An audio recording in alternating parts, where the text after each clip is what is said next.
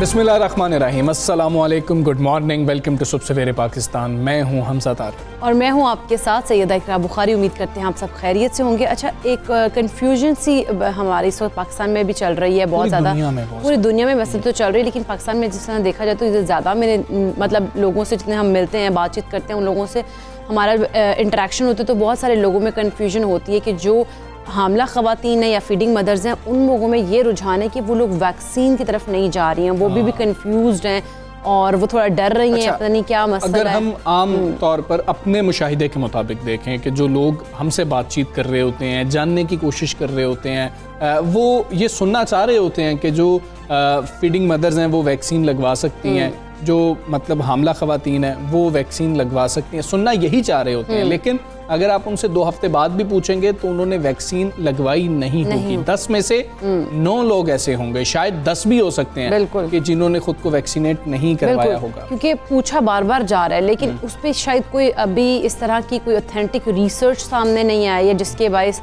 Confusion है लोगों में। वैसे तो WHO ने कह दिया कि आप लोग वैक्सीन लगवा सकते हैं। बरतानिया की हम बात करें तो वहाँ पर भी कई रिसर्च सामने आई जिन्होंने कहा कि जी कि हमला ख़वातीन भी और फीडिंग मदर्स भी आपके लिए तो बहुत ज़्यादा ज़रूरी है। पाकिस्तानी गवर्नमेंट ने भी यही बात कही है, लेकिन लोग शायद मानने को तैयार नहीं। बिल्कुल, जिस तरह से उन लोगों ने कहा डबल फ़ायदे हैं इसके, तो ये देखिए, लेकिन फिर भी उसके बावजूद देखा जा रहा है रुझान यही है कि वो लोग वैक्सीनेट नहीं हो रहे, अपना को वैक्सीन नहीं लगवा रहे हैं। बार बार क्वेश्चन किया जाता है कि हम देखें सोशल मीडिया पे भी हम लोगों को मैसेज करके पूछा जाता है कि हम लगा लें या ना लगवाएं। अपने प्रोग्राम में आप ये भी पूछें, हमने हालांकि बारहा पूछा भी है और आगे से यही रिस्पॉन्ड किया है। आपको तो बहुत ज़्यादा ज़रूरत है इस चीज़ की और लगाएं, फ़ायदा होगा। बिल्कुल ज़्यादा ज़रूरत है। जो मतलब कि फीडिंग मदर्स हैं और जो ख़ास तौर पर हामला ख़वातीन हैं, उनके लिए बहुत ज़्यादा ज़रूरी है कि वो ख़ुद को वैक्सीनेट करवाएं। इस पर भी आज हमने बात करनी है और जानने की कोशिश करनी है, ताकि जो लोग बार बार पूछ रहे हैं उनको मोटिवेट कैसे किया जाए। क्या कोई नई कैंपेन चलाने की ज़रूरत है कि वो लोग भी ख़ुद को वैक्सीनेट करवाएं, क्योंकि एक तरफ तो हमने देखा है कि बड़ी तादाद में लोग ख़ुद को वैक्सीनेट करवा रहे हैं, लेकिन पढ़े लिखे लोग भी बहुत ज़्यादा कतरा रहे हैं और वो इस चीज़ पे देख रहे हैं कि बच्चे पे पता नहीं क्या असरात होंगे। बहुत सारी फैमिलीज जो है वो बल्कि जो है वो उस घर की जो ख़वातीन होती हैं वो मना करते हैं कि नहीं अभी ना लगवाएं, थोड़ा वेट कर लें। उसको भी वो भी थोड़ा फैमिली प्रेशर भी हो रहा है, क्योंकि फैमिली वाले भी सेटिस्फाई नहीं है कि ये लगवानी चाहिए इस खातून को या नहीं लगानी चाहिए। बिल्कुल, ये बहुत ही अहम मामला है, इस पर हमने आज बात करनी है। पहले अफगानिस्तान की जो सूरत हाल है उस पर हम बात कर लेंगे। अफगान तालिबान की तेज़ रफ्तार पेशकदमी ने जहां दुनिया भर को वर्ता हैरत में डाल दिया, वहीं पाकिस्तान भी हमसाया मुल्क की बदलती सूरत हाल पर गहरी नज़र रखे हुए है। अच्छा, तालिबान के काबुल पर कंट्रोल हासिल करने के बाद पैदा होने वाली सूरत हाल पर गौर के लिए गुज़श्ता रोज़ वज़ीर आज़म इमरान खान की ज़ेर सदारत कौमी सलामती कमेटी का इजलास हुआ, जिसमें वज़ीर ख़ारिजा Shah Mahmood Qureshi, army chief general Qamar Javed Bajwa, वज़ीर दाखिला शेख रशीद समेत दीगर अहम वज़रा और आला अस्करी हुकाम ने भी शिरकत की। अच्छा, इजलास के बाद एलामिया भी जारी किया गया है जिसमें कहा गया है कि अफ़गान गिरोह यकीनी बनाएं कि अफ़गानिस्तान की जो सरजमीन है किसी भी मुल्क के खिलाफ इस्तेमाल ना हो और अफ़गान सरजमीन कोई दहशतगर्द तंजीम इस्तेमाल ना करे और फ़िरक़ैन तमाम अफ़गानों के बुनियादी इंसानी हुकूक का तहफ़्फ़ुज़ भी करे। अच्छा, पाकिस्तान ने हमजा वाज़ेह किया है कि अफ़गानिस्तान में अदम मुदाखलत के उसूल पर कायम रहेगा। दूसरी जानिब तालिबान तर्जुमान ने अफ़गानिस्तान में जंग के खात्मे का ऐलान करते हुए कहा है कि अफ़गानिस्तान की नई हुकूमत की नौइयत जल्द वाज़ेह भी हो जाएगी। अच्छा, तर्जुमान ने आलमी बरादरी के साथ मिलकर चलने की ख्वाहिश का इजहार किया और कहा है कि यकीन है गैर मुल्की ताकतें अफ़गानिस्तान में नाकाम तजर्बा नहीं दोहराएंगी और चीन का कहना है कि वो अफ़गान अवाम के हुकूक का एहतराम करते हुए तालिबान के साथ दोस्ताना ताल्लुकात के लिए तैयार है। बिल्कुल, ये सारी सूरत हाल है जो कि बदलती हुई सूरत हाल और खित्ते पर इसके ख़ास तौर पर क्या असरात होंगे वो भी देखना बहुत ज़्यादा ज़रूरी है। तो इसी हवाले से हम बात भी करेंगे। अफ़गान उमूर के माहिर और साबिक़ सफ़ीर अय्याज़ वज़ीर साहब हमारे साथ मौजूद हैं। अय्याज़ वज़ीर साहब, अस्सलामु अलैकुम। अगर बात की जाए, पाकिस्तान ने कौमी सलामती कमेटी के प्लेटफॉर्म से मुतालबा किया है कि अफ़गान गिरोह यकीनी बनाएं कि अफ़गानिस्तान की सरजमीन पाकिस्तान समेत किसी भी मुल्क के खिलाफ इस्तेमाल ना हो। दूसरी जानिब तालिबान यही मुतालबा आलमी बरादरी से कर रहे हैं कि उनके अंदरूनी मामलात में मुदाखलत ना की जाए। ऐसे में आप खित्ते का मुस्तकबिल क्या देख रहे हैं? دیکھیے طالبان نے تو دوحہ کے اندر امریکہ کو ایگریمنٹ میں لکھ کے دے دیا کہ ہماری سرزمین کسی کے خلاف استعمال نہیں ہوگی بشمول امریکہ اور ان کے اتحادی ممالک کو. اور پھر جب ان کا وفد چین چلا گیا تو چین کے وزیر خارجہ کے ساتھ ملاقات میں بھی یہی بات طے ہوئی کہ افغان سرزمین چین کے بشمول چین کسی کے خلاف استعمال نہیں ہوگی. نہ وہ ETIM کو جگہ دیں گے نہ TTP کو جگہ دیں گے. تو یہ دو تو بڑی بڑی ایگریمنٹ انہوں نے کی ہے. تو اس کے اوپر پھر دوبارہ ایک بات بار بار طالبان سے کہنا یہ میں سمجھتا ہوں ٹھیک نہیں ہے. طالبان کو بھی پتہ ہے کہ اگر ان کا ملک دوسرے ملکوں کے خلاف استعمال ہوا تو ان کو دنیا کی ریکگنیشن نہیں ملے گی. طالبان کو بہت سارے مشکلات درپیش ہے.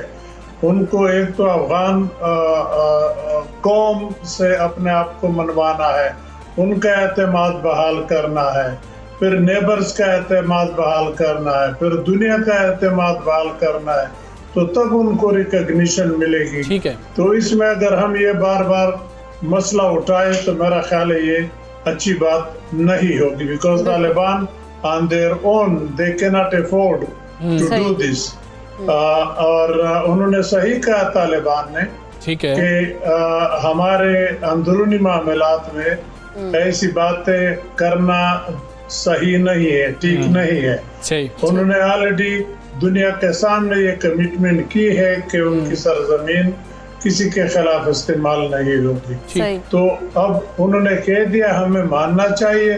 اگر خدا نخواستہ استعمال ہو گیا تو پھر ظاہر بات ہے وہ غلط کام کریں گے, اس کا سزا پھر وہ بھگتے, وہ جانے, پھر ان کا سزا جانے.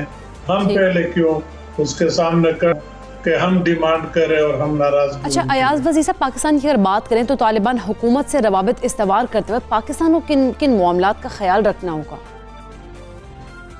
دیکھیں, پاکستان کو ہر ان معاملات کا خیال رکھنا ہوگا جو ایک ملک دوسرے ملک کے یا ایک حکومت دوسرے حکومت کے معاملات کا رکھتے ہیں.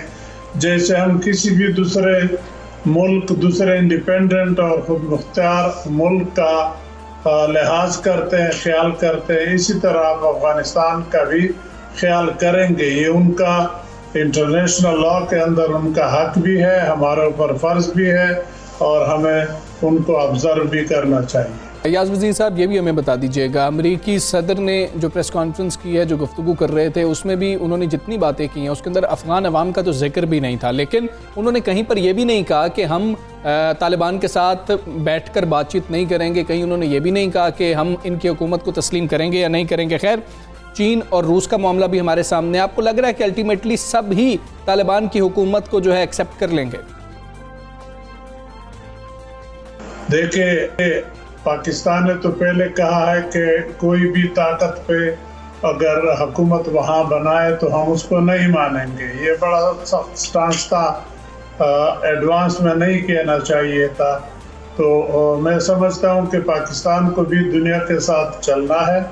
اب ہمیں دیکھنا ہے کہ افغانستان کے اندر حکومت کیسی بنتی جا رہی ہے. اگر اس میں سارے دوسرے ایتھنک گروپ شامل ہوں, سارے جو دوسرے سیاسی لیڈران یا قبائلی لیڈران, جس کو ہم براڈ بیس یا آل انکلوسیو کہتے ہیں, اگر اس طرح حکومت بنتی ہے تو پھر تو اس کا حق ہے کہ دنیا بھی, UNO بھی اور پاکستان بھی اس کو مانے. لیکن اگر وہ اس پہ پورے نہیں اترتے تو پھر مشکلات ہوں گے. چین نے اور UK نے تو پہلے اعلان کر لیا کہ اگر طالبان وہ بنیادی اصول اپنائے, ان پہ چلے جو ایک ملک دوسرے ملک کے ساتھ روابط میں رکھتے ہیں, تو ہم ان کو مان لیں گے, ہمیں کوئی ریزرویشن نہیں ہے. لیکن وہ انٹرنیشنل قوانین پہ ملکوں کے ساتھ تعلقات میں صحیح سمت میں چلے.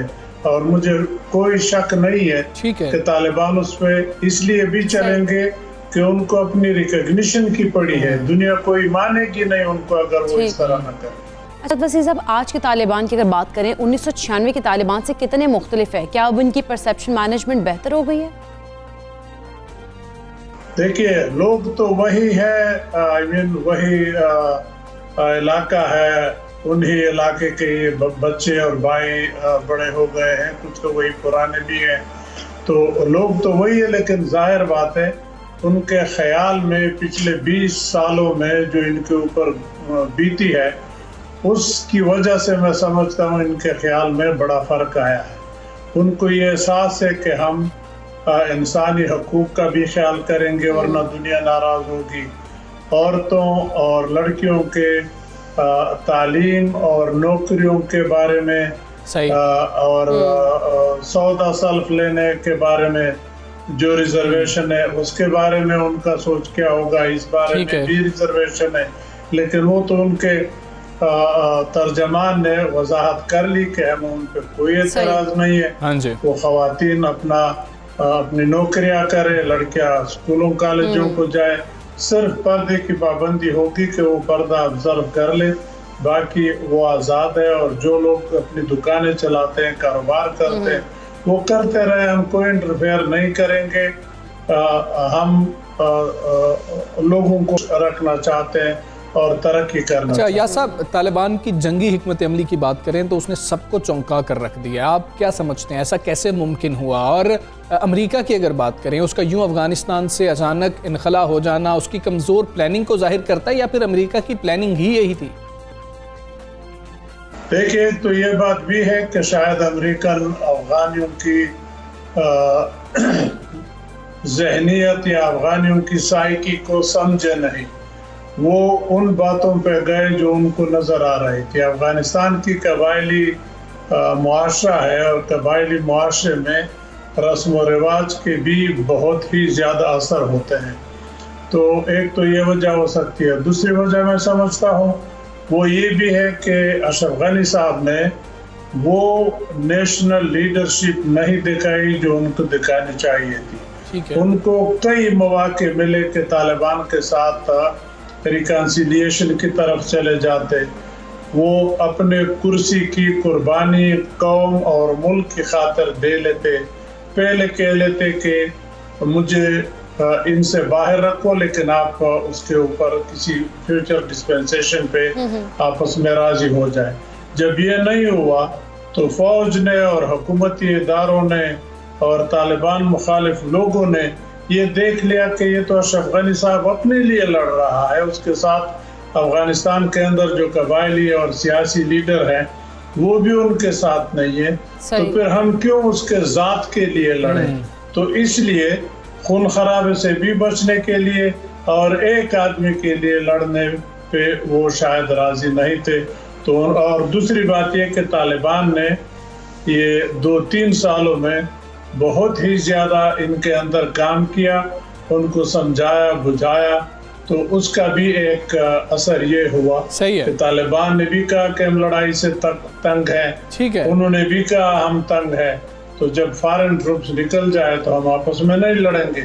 تو یہ ایک بہتر طریقہ تھا کہ انہوں نے ہتھیار. بالکل ٹھیک ہے. یاز وزیر صاحب بہت شکریہ. صبح سویرے پاکستان سے آپ بات کر رہے تھے اور افغانستان کی جو صورتحال ہے اس پر اپنی ماہرانہ رائے ہمارے ساتھ شیئر کر رہے تھے. اچھا، ہم ایک بہت اہم موضوع کی بات کر رہے تھے جس وقت ہم نے پروگرام کا آغاز کیا، وہ تھا کرونا کے حوالے سے کچھ کنفیوژنز ہیں، لیکن ان کنفیوژنز کو WHO کی جانب سے بھی دور کیا گیا ہے، مختلف گورنمنٹس کی جانب سے بھی دور کیا گیا اور پاکستانی گورنمنٹ کی جانب سے بھی دور کیا گیا. NCOC نے بھی ہدایات جاری کی ہیں. وہ ہے حاملہ خواتین ویکسینیٹ ہو سکتی ہیں، نہیں ہو سکتی ہیں، اور فیڈنگ مدرز خود کو ویکسینیٹ کر سکتی ہیں یا نہیں کروا سکتی. بالکل ایسے کنفیوژن تو برقرار ہے، لیکن اگر دنیا کے دیگر ممالک کی طرح اگر ہم پاکستان کی بات کریں نا حمزہ، تو وہاں پر ہم اب دیکھیں کہ جو کورونا کی تباہ کاری ہیں وہ بھی جا رہی ہیں اور ملک بھر میں مجموعی کیسز کی تعداد جو ہے اب 11 لاکھ سے زیادہ ہو گئی ہے. صورتحال کو دیکھتے ہوئے NCOC نے ملک میں ویکسینیشن کا جو عمل ہے وہ تیز کرنے کا فیصلہ بھی کیا ہے. اچھا، اسی ضمن میں چین سے سائنو فارم اور سائنوویک ویکسین کی 40 لاکھ ڈوزز پاکستان اب پہنچ گئی ہیں اور مزید 61 لاکھ جو ویکسین ڈوزز کی آمد ہے وہ بھی متوقع ہے، جس کے بعد NCOC ویکسینیشن کا عمل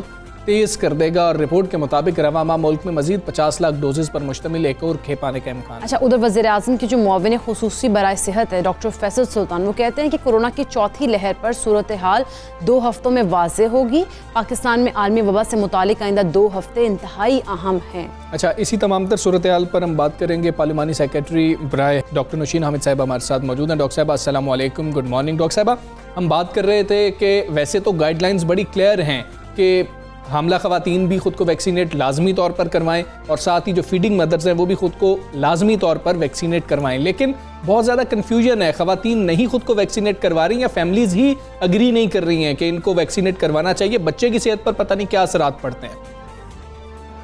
तो देखिए, ये जो भी डेटा होता है वो इस वक्त पूरा एक क्लिनिकल ट्रायल्स के ऊपर बेस्ड होता है, साइंटिफिक डेटा होता है और पूरी दुनिया में इसके ऊपर रिसर्च हुई है और पाकिस्तान ने उन सारी रिसर्चेस को, उन सारी स्टडीज़ को बहुत विजिलेंटली जो है उसको स्टडी किया है। हमारी टेक्निकल एक्सपर्ट कमेटी है, उन लोगों ने ये सारी चीज़ों के ऊपर बहुत वर्किंग की और उसके बाद ये जो वैक्सीन्स प्रेग्नेंट और जो ख़ासतौर पे दूध पिलाने वाली माएँ हैं उनके लिए बिल्कुल सेफ़ डिक्लेयर किया है। इस वक्त बिल्कुल इस वैक्सीन से बच्चों को किसी किस्म का खतरा नहीं है, बल्कि यहाँ तक भी है कि अगर किसी माँ को कोविड होता है तो वो भी मास्क वगैरह पहन के वो बच्चे को फीड भी करा सकती है। तो इसलिए ये मैं समझती हूँ कि औरतों को और बच्चियों को फौरी तौर पे अपने आप को वैक्सीनेट करवाना चाहिए, क्योंकि यही तरीका है कि जिससे इस वक्त हम जो हमारे मुल्क एक दफ़ा फिर से 4th वेव को फेस कर रहे हैं, इसको जितनी जल्दी कंट्रोल होगा जब तक हमारे ज़्यादा से ज़्यादा लोग जो है वो वैक्सीनेट नहीं हो जाएंगे। अच्छा डॉक्टर साहब, बहुत ज़्यादा कन्फ्यूजन ये भी होती है कि वैक्सीन लगवाई कौन सी जाए, इस बारे में बता दीजिएगा। और सेकेंडली,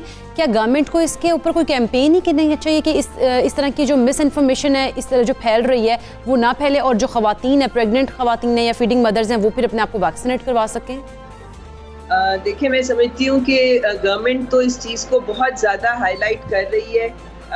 पब्लिक सर्विस मैसेजेस भी जा रहे हैं डिफरेंट मीडिया के थ्रू। आप लोग खुद इसके बारे में, मीडिया इतना पॉजिटिव रोल प्ले कर रहा है। मैं समझती हूँ कि इतनी बड़ी कैंपेन जो है किसी चीज़ के लिए आज तक पाकिस्तान में नहीं हुई जितनी इस वैक्सीन के लिए की जा रही है। तो बिल्कुल ये मैसेज जा भी रहा है और सबको इनकरेज भी किया जा रहा है, डोर टू डोर भी जाया जा रहा है। हमारी वैक्सीनेशन के लिए जो हमारी मोबाइल टीम्स हैं वो डोर टू डोर भी जा रही हैं, वहाँ जाके भी लोगों को कन्विंस कर रही हैं। तो बिल्कुल ये सेफ वैक्सीन है और आपके थ्रू मैं यही कहूँगी कि प्लीज़ जल्द से जल्द अपने आप को, अपने प्यारों को बचाने के लिए अपने कौमी फरीज़ा समझ के जो है वो अपने आप को वैक्सीनेट कराएं। ठीक है डॉक्टर साहबा, एक वैक्सीनेशन ऐप भी मुतारिफ करवाई गई है जिससे ये पता लग सकेगा कि ये जो सर्टिफिकेट है ये जाली है या असली है। उस ऐप के हवाले से कुछ बता दीजिएगा प्लीज़। जी देखिए, इस वक्त हमें बहुत सारी ऐसी रिपोर्ट्स आई थी कि लोग कुछ FIA ने कुछ ग्रुप्स भी थे जिनके खिलाफ एक्शन भी हो रहा था कि जाली सर्टिफिकेट्स भी बन रहे थे। कुछ इस तरह से भी हो रहा था कि लोग सेंटर्स पे जाते थे, अपने आप को रजिस्टर करवाते थे, मगर जब एक दफ़ा वो कंप्यूटर में रजिस्टर हो जाते थे तो उसके बाद फिर वो वैक्सीनेशन के लिए कमरे में नहीं जाते थे और साइट से ही बाहर आ जाते थे। तो इस किस्म की बहुत सारी बेज़ाब्तगियाँ हो रही थी जो कि सबके लिए ही नुकसानदेह थी। तो इसलिए ये इन चीज़ों की ज़रूरत पड़ी है कि हम इसको जितना हम इसको चेक एंड बैलेंस में रख सके तो वो किया जाए। जी अच्छा डॉक्टर साहब, हम कल डॉक्टर जो थे वो अमेरिकन एरिज़ोना यूनिवर्सिटी के थे, वहाँ से हम उनसे भी बात करी थी तो उन्होंने बूस्टर डोज के हवाले से बताया कि वो बूस्टर डोज के मतलब इस हवाले से रिसर्चेस भी हुई हैं, वो लगवा सकते हैं। तो पाकिस्तान में इस हवाले से कुछ सोचा जा रहा है? देखिए जी, बिल्कुल इसके ऊपर स्टडी हो रही है बूस्टर डोज के लिए और हमारा नादरा ने एक नया फॉर्म भी डेवलप कर रहे हैं जिसमें एक तीसरा खाना होगा बूस्टर डोज का, वो भी कुछ दिनों में सामने आ जाएगा। तो दुनिया में, पूरी दुनिया में इसके लिए रिसर्चेस हो रही हैं कि ये बूस्टर डोज की अगर ज़रूरत पड़ती है तो ये इंशाल्लाह इसकी स्टडीज़ जो है ये जल्द ही सामने आ जाएंगी। पाकिस्तान भी इसको स्टडी कर रहा है इस ऑप्शन को कि अगर बूस्टर डोज लगवानी पड़ती है तो ये रिजल्ट्स हमारे पास आने शुरू हो गए हैं जो दुनिया में रिसर्चेस हुई हैं।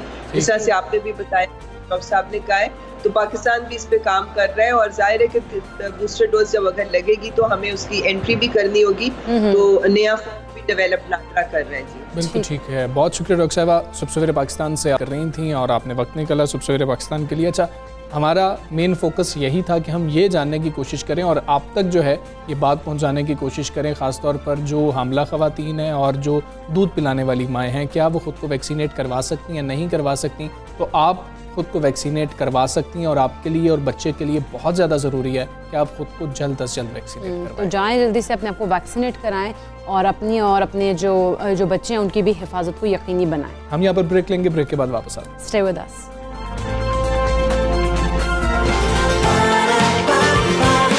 صبح سویرے پاکستان،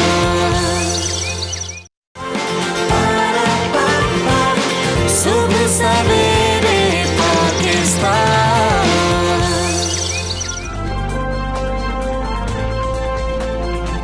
ویلکم بیک ٹو صبح سویرے پاکستان. ناظرین، کرونا پر بننے والی پاکستانی شارٹ فلم نے دنیا بھر میں پاکستان کا نام روشن کر دیا. پروڈیوسر اور ایکٹر صاحب احمد کی فلم مختارہ نے ہالی would film festival stand alone میں ایوارڈ جیت لیا. ہاں جی، یہ بڑی مطلب کہ فخر کی بات ہے ویسے کہ آپ پہلے تو آئیڈیا آ جانا، پھر نام مختارہ کتنا زیادہ ان تھا یہ تو ہم سارے جانتے ہیں، تو پھر اس پر ایک شارٹ فلم بنا دینا، پھر ایوارڈ کے لیے نامزد ہونا، پھر اس کا ایوارڈ بھی جیت لینا، کووڈ کیٹیگری میں جو ہے نا بیسٹ فلم ڈکلیئر ہو جانا، یہ بڑے اعزاز کی بات ہے. اچھا، یہ ایسے آئیڈیاز آنا یہ سب سے بڑی بات ہوتی ہے. پھر چیز کو عکس بند کر لینا، اس کی اسکرپٹنگ کرنا، یہ تو خیر بات کی. جو آئیڈیا آتا ہے نا پہلا، وہ بہت بڑی بات ہوتی ہے. بالکل، آئیڈیا بہت زیادہ امپورٹنٹ ہوتا ہے کہ آئیڈیا کہ جنریٹ کس نے کیا ہے نا، تو وہ آئیڈیا جس طرح سے جنریٹ کیا ہے اور جس طرح سے وہ آگے لے کے آئے ہیں، اس کو نامزد کیا گیا، پھر ایوارڈ میں ملا، تو یہ کافی زیادہ اچھی بات ہے. اس ایوارڈ کے لیے نا بالکل دنیا بھر کے 120 ممالک میں بننے والی 750 سے زائد فلموں نے حصہ لیا تھا.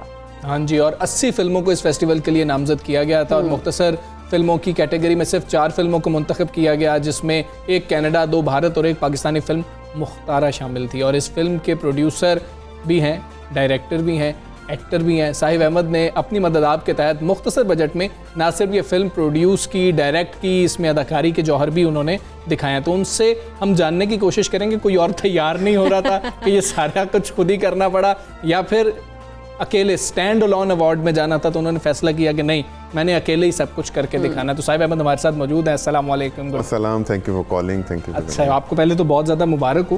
آنر. آئیڈیا کدھر سے آیا جو ہم آئیڈیا کی بات کر رہے تھے؟ آئیڈیا بس وہی پینڈیمک کی سچویشن، فرسٹ ٹائم سب کا ایکسپیرینس تھا اور کچھ پتہ نہیں چل رہا تھا. کوئی کہہ رہا تھا فلاں کی سازش ہے، کوئی کہہ رہا تھا فلاں کی سازش ہے، سب کو اپنی اپنی پڑی ہوئی تھی. تو اس ٹائم اللہ کے علاوہ تو کوئی نظر ہی نہیں آ رہا تھا. تو پھر یہی وہیں سے جنریٹ ہوا آئیڈیا. اور نام جہاں تک آپ بتا رہے ہیں اس ٹائم ایک وائرل تھا اور it's a story about common man. تو کامن مین کا نام ہی مختارہ ہو سکتا ہے، تو دین وی پٹ دیٹ. اچھا، یہ ویسے تو ہم لوگ جس سے بات کر رہے ہیں نا کہ کووڈ میں مطلب اتنی پابندیاں بھی تھیں، سب کچھ تھا، اس کے باوجود آپ نے کتنی مشکلات آپ کو سامنا کرنا پڑا تو آپ نے یہ فلم بنائی. مشکلات آن سیٹ تو اتنی نہیں ہوئی ہیں، لیکن مجھے مطلب ہمارے ماشاءاللہ اداروں نے کافی سپورٹ کرنے کی کوشش کی ہے.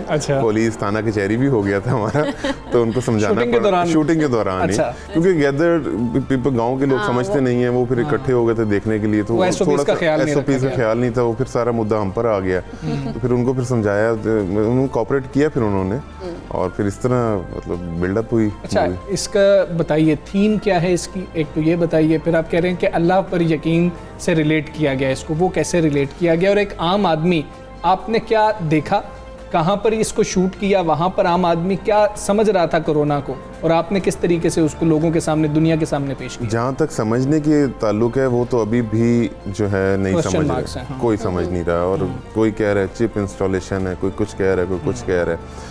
اس ٹائم بھی یہی سچویشن چل رہی تھی کہ جی یہ فلاں کی سازش ہے، فلاں کی سازش ہے. تو پھر میں نے ایک بتانے کی کوشش کی، مطلب ایک آیت میں نے پڑھی تھی سورہ انعام کی، قرآن پاک کا ترجمہ اس دن شروع ہو گیا تھا. تو اس میں لکھا ہوا تھا کہ ہر وبا اور بلا جو ہے اللہ پاک کی مرضی سے آتی ہے، کوئی اس کو ٹال نہیں سکتا، اور اگر اللہ پاک ٹالنا چاہے تو کوئی روک نہیں سکتا. تو اس چیز کو کیپنگ ان مائنڈ کہ جب اللہ تعالیٰ نے ایک وبا دی ہے تو ایک سنت طریقہ ہے اپنے آپ کو سیف رکھنا, ساؤنڈ رکھنا, اور اپنا علاج اگر آپ بیمار ہو گئے تو معالج سے کروانا. ہمارے علاقے میں کچھ ہوتا ہے کہ جی فلاں سے دم کر لیں گے, اندر ٹاپک میں بات نہیں کرنا چاہتا, لیکن اگر آپ حکیم اور ڈاکٹر کے پاس بھی جاتے ہیں تو اس کو انکریج کرنا چاہیے کہ وہاں سے آپ کو جانا چاہیے. موسٹلی اس ایریاز میں لوگ جو ہے نا وہ اس چیز پہ بلیو نہیں کرتے, اور جی فلاں کی دعا سے ٹھیک ہو جائیں گے, یہ ہو جائے گا, لیکن اپنا جو ہے ایس او پیز اور اپنی کیورمنٹ ہے وہ آپ نے کرنی ہے. اچھا, اکیلے ڈائریکٹر بھی آپ ہیں, پروڈیوسر بھی آپ ہیں, پھر ایکٹر بھی آپ ہیں, کوئی مان نہیں رہا تھا کہ بھائی پینڈیمک ہے یہ تم ہی کرتے رہو, ہم نہیں تیار, یا ویسے ہی خود سوچا کہ میں اکیلا کر سکتا ہوں؟ ایوارڈ کے لیے ایگزیکٹلی نہیں تھا. فلم بنائی تھی, ہاں ٹیکنیکلی اسٹرانگ فلم بنائی تھی, اس طرح اسٹرانگ تھی کہ مجھے اس کے نو ہاؤس پتہ تھے کہ انٹرنیشنلی کیا ریکوائرمنٹ ہے, اس کے مطابق فلم بنائی تھی. فلم صرف اویئرنیس کے لیے بنائی تھی, لیکن انفارچونیٹلی وہ اتنا زیادہ بوسٹ اپ نہیں ہو سکا. دین پھر یہ ایک فیسٹیول ہوا, کیونکہ کووڈ میں ہر چیز ہی چینج ہو گئی ہے. پھر ایک فیسٹیول ہوا, پھر وہاں مطلب سینڈ کر دی لاسٹ فیب میں. اس کے بعد پھر ٹائم لگتا رہا. جب اچانک ایک دن ایک مطلب فائن مارننگ ایک میل آتی ہے کہ you have won the award, تو انبلیویبل تھا پہلے تو کہ ہاؤ اٹس پاسبل. پھر کنفرم کیا, ریکنفرم کیا, یقین نہیں آ رہا تھا sir. Actually it was a tough competition. دنیا کے 120 ممالک وہاں موجود ہیں, اور بڑی بڑی پروڈکشنز وہاں موجود ہیں, اور ان پروڈکشنز کے اوپر اگر آپ کا یہ پلاٹ مطلب جو ریٹن پلاٹ ہے, کانسیپٹ ہی آپ کا ایکچولی بیس ہوتا ہے, اس پہ آپ نے بلڈنگ بنانی ہوتی ہے. اگر وہ مطلب اسٹینڈ کر گیا ہے تو وی ور ناٹ اسٹینڈنگ الون. لیکن جب ریئلائز ہو گیا آپ کو یہ کہ یہ ایوارڈ آپ نے جیت لیا, تو کیسا فیل کیا آپ نے؟ awesome. اور سب سے زیادہ تو مجھے جب وہاں سے کالز آنے لگی نا, ان نون فیس بک پہ ان نون کالز آنے لگی تھی, we are Pakistani, we were there, اور you got the standing ovation. تو مجھے ایک زیادہ کہتا ہے جب پاکستان کا نام ہوا, they were all not aware about that. کہتے ہیں جب پاکستان کا نام ہوا تو ایک سیکنڈ کے لیے ہم بھی اسٹک ہو گئے کہ ہمارا کنٹری کا نام آیا ہے, یہ کدھر آ گیا, یہ کہاں آ گیا. دے ور موسٹلی اسپینش اسپیکنگ پیپل.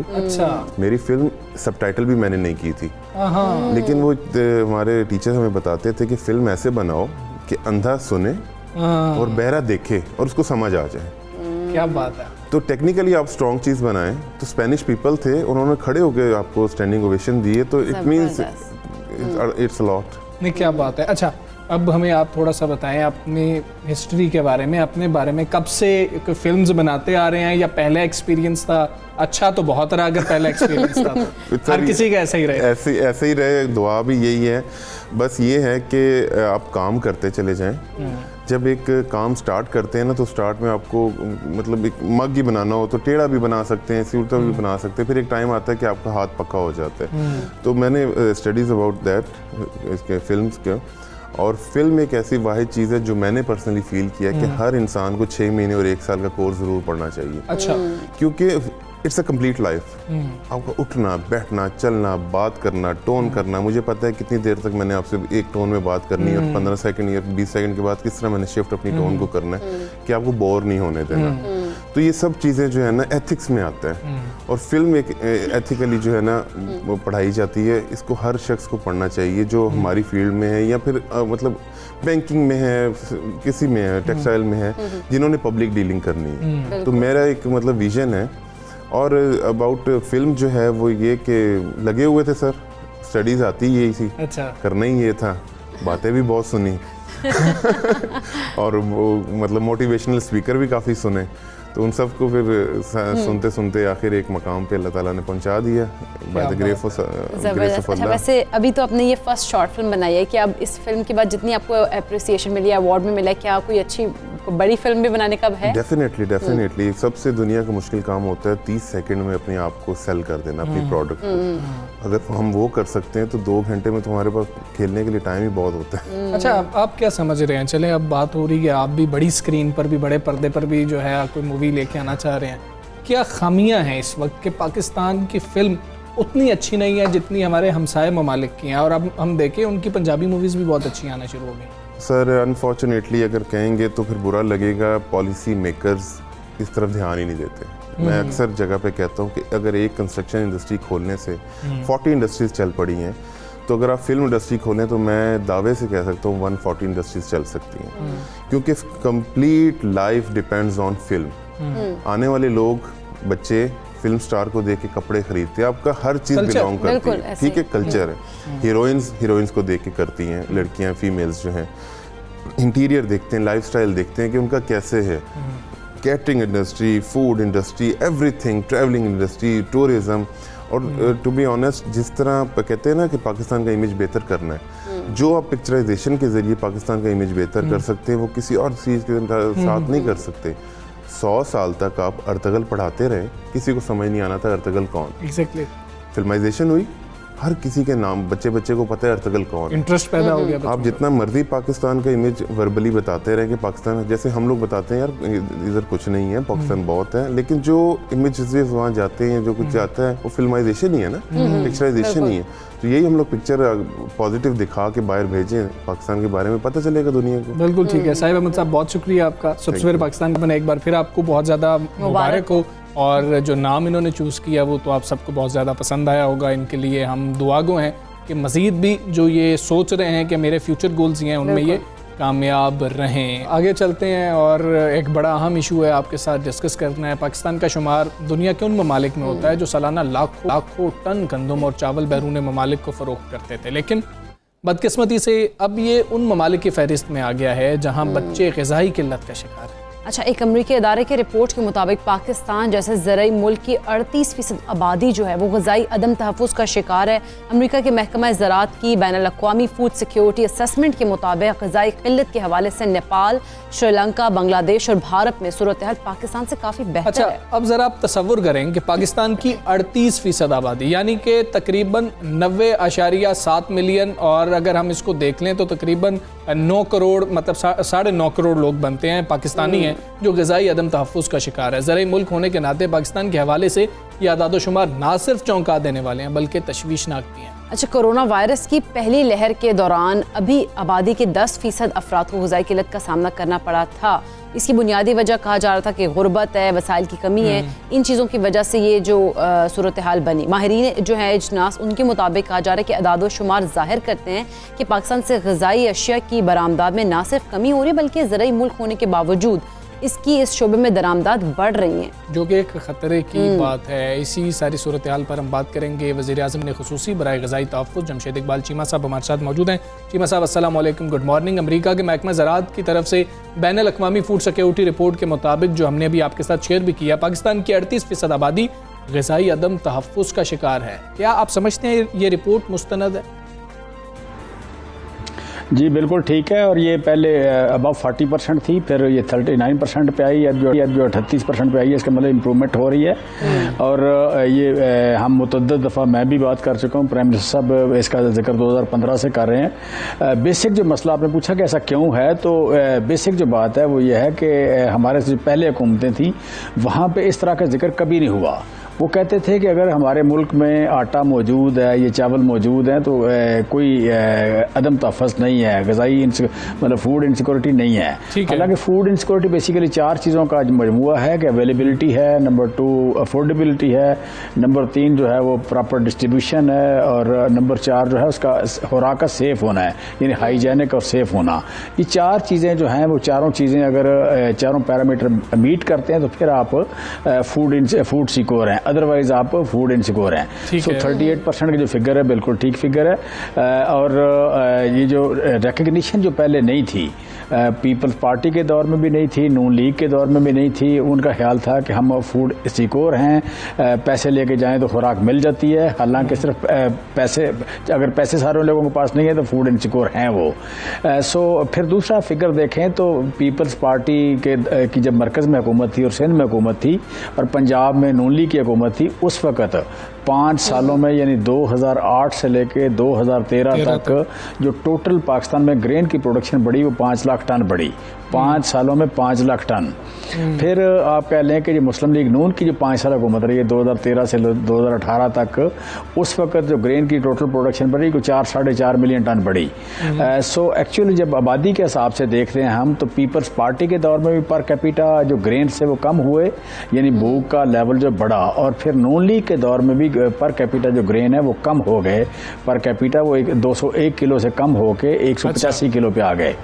سو ہمارے دور میں میں جب ہمارا دور آیا ہے تو ہم نے 185 کلو سے اس سال ہم نے جو اچیو کیا ہے 201 کلو پر کیپیٹا گرین آئے ہیں، اور جو اگلا سال یہ چل رہا ہے جو دسمبر میں ختم ہوگا، اس سال ہم توقع کر رہے ہیں یا اچھا چیمہ صاحب زرعی ملک باوجود اگر بات کریں خطے میں پاکستان سب سے زیادہ فوڈ سیکیورٹی سے متعلقہ مسائل کا شکار ہے، ایسا کیوں ہے؟ ہم نے اپنی زمینوں کو آباد نہیں کیا، ہم نے اپنے پانی کو محفوظ نہیں کیا، ہم نے اپنی لیبر فورس کو استعمال نہیں کیا، ہم ہائی ویلیو کراپس پہ گئے نہیں ہیں، ہم ایک لکیر پیٹتے رہے جو پرانی جو جیسے کچھ 70 سال پہلے جس طرح کی زراعت ہوتی تھی اسی طرح کی زراعت چھوٹی موٹی چینجز سے کرتے رہے، حال کی جگہ ٹریکٹر آ گیا، لیکن ہم نے سائنس کو نہیں، سائنس اور مینجمنٹ کو یا کراپنگ پیٹرن کو اڈاپٹ نہیں کیا، ہم نے اکنامکس کا نہیں سوچا، ہم نے پر لیٹر آف واٹر یا پر کیوسک آف واٹر کا ریٹرن نہیں دیکھا، ہم نے پر اسکوائر فٹ آف زمین کا اس کا ریٹرن نہیں دیکھا، ہم نے لیبر فورس کی جو انویسٹمنٹ تھی اس کا ریٹرن نہیں دیکھا، ہم نے کیلکولیشن نہیں کی، ہم محنت کرتے رہے، ہم گلا کرتے رہے، لیکن ہمیں گائیڈنس نہیں ملی، ہم نے ایکسٹینشن سروسز کو امپروو نہیں کیا، ٹیکنالوجی کو امپروو نہیں کیا، ہم نے انپٹس کو امپروو نہیں کیا اور میکنائزیشن نہیں کی، لہذا پیچھے رہ گئے۔ اب یہ کام جو وزیر اعظم پاکستان کا ٹرانسفارمیشن پلان ہے، ایگریکلچر کا ٹرانسفارمیشن پلان جو ہے، اس میں یہ ساری چیزیں ہولسٹک اپروچ موجود ہے۔ پھر ہمارے پاس جو پروڈکشن ہوتی ہے وہ ضائع بہت ہوتی ہے، اس پروڈکشن کو ضائع ہونے سے بچانے کے لیے ہم بہت کام کر رہے ہیں۔ سو اس میں فوڈ پروسیسنگ جو ہے یہ سب سے بڑا کمپوننٹ ہمارا آ رہا ہے ٹرانسفارمیشن پلان میں، وہ فوڈ پروسیسنگ آ رہا ہے، لہٰذا آئندہ جو اس طرح کی شکایت ہے وہ نہیں آئے گی کہ جی یہ یہاں پہ لوگ فوڈ انسیکور ہوں یا یہاں پہ لوگ بھوکے سوئیں یا لوگوں کو ورلڈ ایوریج کے مطابق خوراک نہ ملے۔ اس طرح کے سوالوں کا جواب جو ہے یا اس طرح کے مسائل کا جو حل ہے وہ ون ٹائم ہونے جا رہا ہے۔ اچھا ٹھیک ہے، یہ بھی بتائیں، آپ یہ تو بتا رہے ہیں کہ حکومت بہت زیادہ اقدامات کر رہی ہے، تو اس خطرے سے نمٹنے کے لیے، اس کمی سے نمٹنے کے لیے مزید کتنا وقت درکار ہوگا پاکستان کو؟ کسان موٹیویٹڈ ہے، کسان کو 1100 روپے زیادہ گیا اس سال، اگلے سال پچھلے سالوں سے 1100 روپے زیادہ گیا، اس سال ہم توقع کریں کہ اسے 1000 روپے اور زیادہ جائے گا، اور آئندہ ہمارا ٹارگٹ ہے کہ 1200 سے لے کے 1500 روپے سالانہ اس کی انکم بڑھے، اور ہم بڑھانے جا رہے ہیں۔ یہ جو چیز ہے جب اس کے پاس ڈسپوزیبل انکم زیادہ ہوگی تو اس کے انپٹس امپروو ہوں گے، اس کی مینجمنٹ امپروو ہوگی، اس کے یو کین سے کہ اس کی جو انڈرسٹینڈنگ ہے زراعت کی، اس کی موبلٹی سے، اس کی ٹریننگ سے وہ امپروو ہوگی۔ پھر جس طرح ہم پرائیویٹ سیکٹر میں لا رہے ہیں ایگریکلچر ایکسٹینشن سروسز کو، گورنمنٹ سیکٹر کی ایکسٹینشن سروسز بھی کام کر رہی ہوں گی، اور پرائیویٹ سیکٹر سے بھی ایکسٹینشن سروسز جو ہیں وہ آئیں گی، جن کو تنخواہ گورنمنٹ دے گی لیکن ان کو سپورٹ کرے، ان کو مینج کرے گی پرائیویٹ سیکٹر۔ وہ زیادہ ہائی ٹیک لوگ ہوں گے، زیادہ ٹرینڈ کر کے ہم فیلڈ میں بھیج رہے ہیں، اور ان کا نمبر زیادہ ہوگا۔ ایک یونین کونسل میں 2 لوگ یا 3 یونین کونسل میں 7 لوگ، 3 یونین کونسل میں 1 ایگریکلچر گریجویٹ اور 6 ٹیکنیشین۔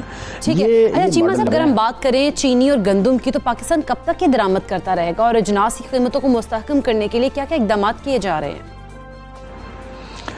پاکستان گندم اور چینی جتنی امپورٹ کرنی تھی یہ آخری سال ہے، اس کے بعد نہیں کرے گا، سمپل از دیٹ۔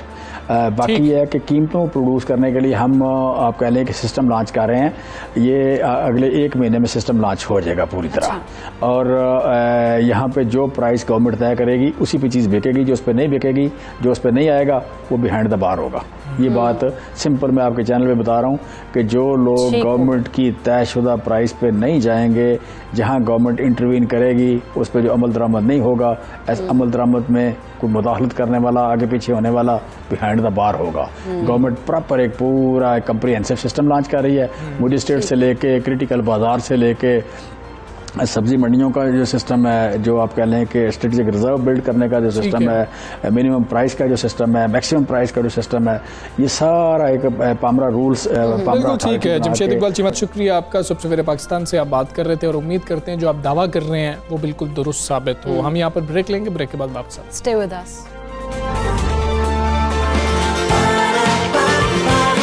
صبح سویرے پاکستان، صبح سویرے پاکستان۔ ہم کراچی کی صورتحال کی بات کر رہے ہیں۔ سندھ سرکار ہم سب جانتے ہیں، مطلب پاکستان پیپلز پارٹی گزشتہ 13 برسوں سے صوبے کے سیاہ و سفید کی مالک ہے، مگر خاص طور پر ہم بات کریں، پورے صوبے کی بات کریں تو حالات آپ سب کے سامنے ہیں، کچھ اچھے حالات نہیں ہیں، لیکن خاص طور پر شہر قائد کے مسائل جو ہیں وہ بہت ہی زیادہ ہیں اور شہر قائد مسائل کی دلدل میں دھنستا چلا جا رہا ہے. اچھا, ادھر وفاقی حکومت نے بھی عوام کو مایوسی کے سوا کچھ نہیں دیا ہے. پی ٹی آئی کی اگر بات کریں تو سندھ نے اپنی حکومت بنانے کے لیے سیاسی بساط تو بچھا دی گئی مگر اسے اپنی کارکردگی پر بھی دھیان دینا ہوگا. اچھا, لوگ ایکسپیکٹ کر رہے ہیں ایکچولی کیونکہ اس طریقے سے ظاہر ہے آپ اپوزیشن کی ایک بڑی جماعت ہیں سندھ کے اندر, تو پھر آپ کو بہت زیادہ متحرک ہونا پڑتا ہے. پھر خاص طور پر کراچی کے اندر آپ سب سے بڑے سٹیک ہولڈر ہیں.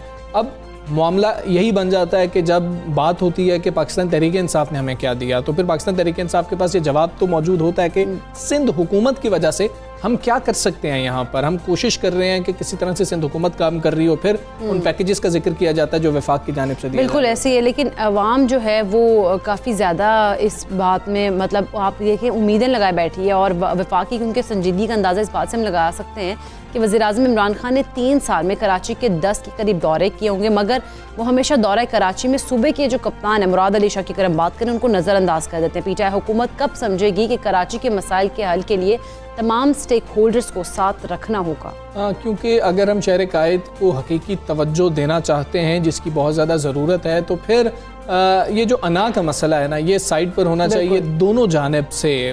ٹھیک ہے, سیاست بھی کرنی ہے, لازمی طور پر ووٹ بینک کو بھی بڑھانا ہے, لیکن مسائل کا حل ہونا بھی بہت زیادہ ضروری ہے. ٹھیک ہے, اختلافات تو ہیں کیونکہ وہ مختلف حکومت ہے, وفاق میں مختلف گورنمنٹ ہے. ہم بات کریں گے اسی ساری صورتحال پر. پاکستان تحریک انصاف میں آفتاب جہانگیر صاحب ہمارے ساتھ موجود ہیں. آفتاب جہانگیر صاحب السلام علیکم, گڈ مارننگ سر.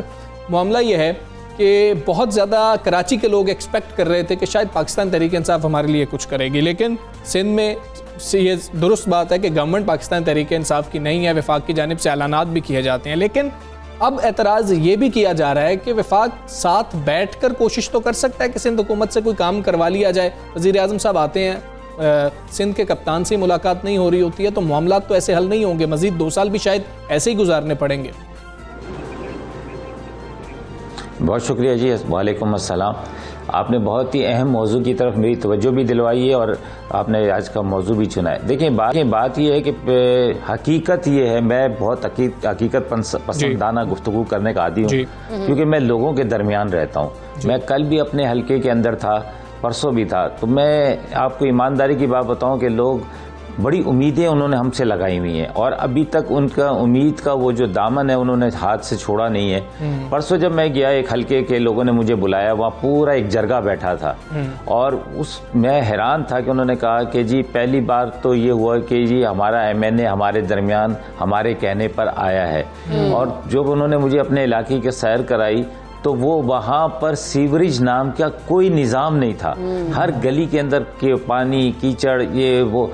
تو میں نے ان سے پوچھا کہ بھائی یہ مسائل اتنے 15 سال ہو گئے ایک حکومت کو کیوں نہیں حل ہو؟ کہتے وہ آتے ہی نہیں ادھر, حالانکہ چیئرمین انہی کا تھا, سب کچھ ہوا تھا, لیکن اس سب شکایتوں کے باوجود پہلے سال تو شاید کراچی کی عوام نے ہمیں یہ ریلیف دے دیا ہوگا, ہمیں تھوڑا سا گریس پوائنٹ دے دیے ہوں گے کہ جی چلیں پہلی دفعہ ہے حکومت سندھ میں پیپلز پارٹی کی ہے اور وہ وفاق میں پی ٹی آئی کی ہے, تو شاید اس وجہ سے پرابلم ہو رہی ہے. لیکن جیسے جیسے وقت گزر رہا ہے اب لوگ اس بات سے بھی ہٹ گئے ہیں.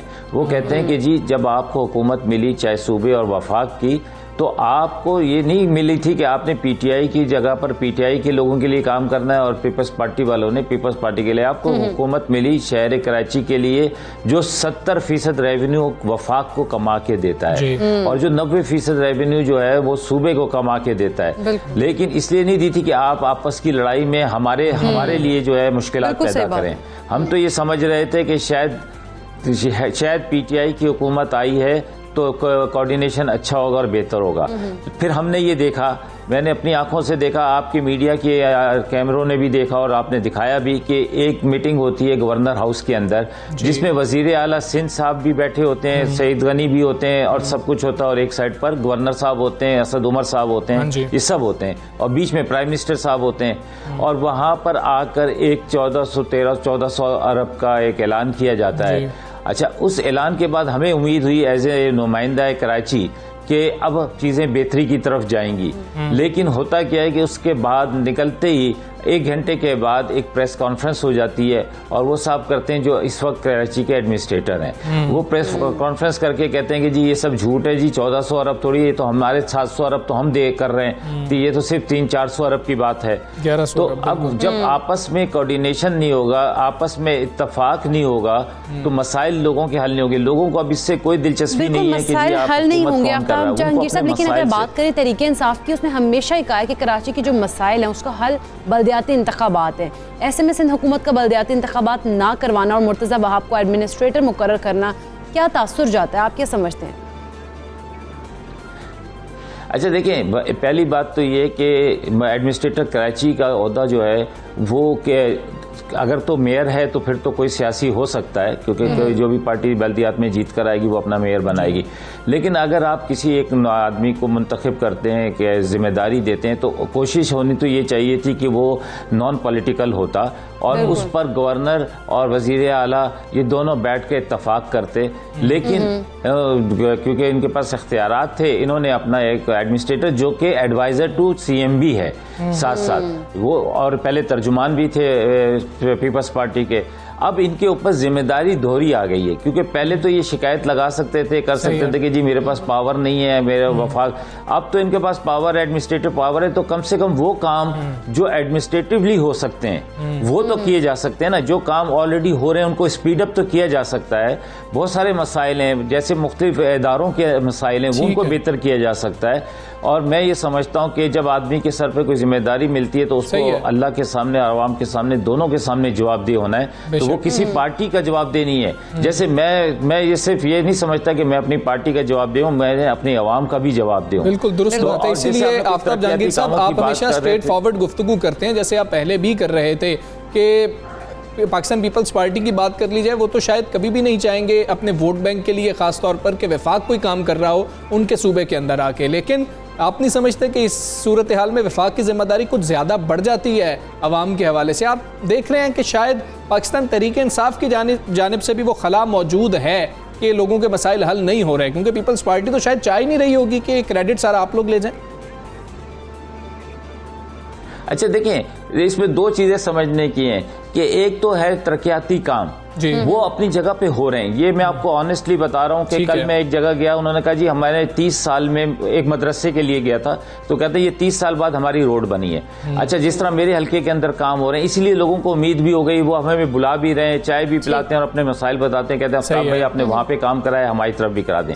یہ تو ایک وہ کام ہے کہ جو ہم نے لڑ جھگڑ کر پرائم منسٹر صاحب سے کہا کہ جی اگر آپ ہمیں فنڈز نہیں دیں گے تو ہم کیسے لوگوں کے سامنے پیش ہو سکتے ہیں، لوگوں کے سامنے کیسے کیا مقدمہ لڑیں گے ہم۔ اچھا جیسے آپ نے کہا ووٹ بینک، دیکھیں 4 ایم این اے تو پیپلز پارٹی کے بھی ہیں کراچی سے، 2-4 ان کے ایم پی اے بھی ہیں، لیکن اگر انہوں نے یہ چھوٹے چھوٹے مسائل کو حل کیا ہوتا تو وہ جو گیپ تھا وہ ہم نہیں فل کرتے، وہ پیپلز پارٹی فل کرتی ہے۔ لیکن اب لوگوں کو یہ محسوس ہو رہا ہے کہ پیپلز پارٹی کی جو حکومت ہے کراچی، کیونکہ سندھ 2 حصوں میں تقسیم ہو گیا ہے، ایک ہے رورل ایریا، ایک ہے اربن ایریا، اور حکومت جو کر رہا ہے وہ رورل کر رہا ہے، تو وہ یہ سمجھتے ہیں کہ ان کو کراچی کی مسائل کا احساس نہیں ہے، حالانکہ ہونا یہ چاہیے تھا کہ انہیں اپنے اس گیپ کو دور کرنے کی کوشش کرنی چاہیے تھی، اور ابھی بھی موقع ہے۔ میں ہمیشہ یہ کہتا ہوں کہ دیکھیں ہم لوگوں کے اوپر سیاست نہ کریں، ہم اپنے نظریات کے اوپر سیاست کریں، ہم مل کر کراچی بنائیں۔ میں ہمیشہ کہا میں نے کہ جی ہر جماعت مل کر اپنا حصہ ڈالے،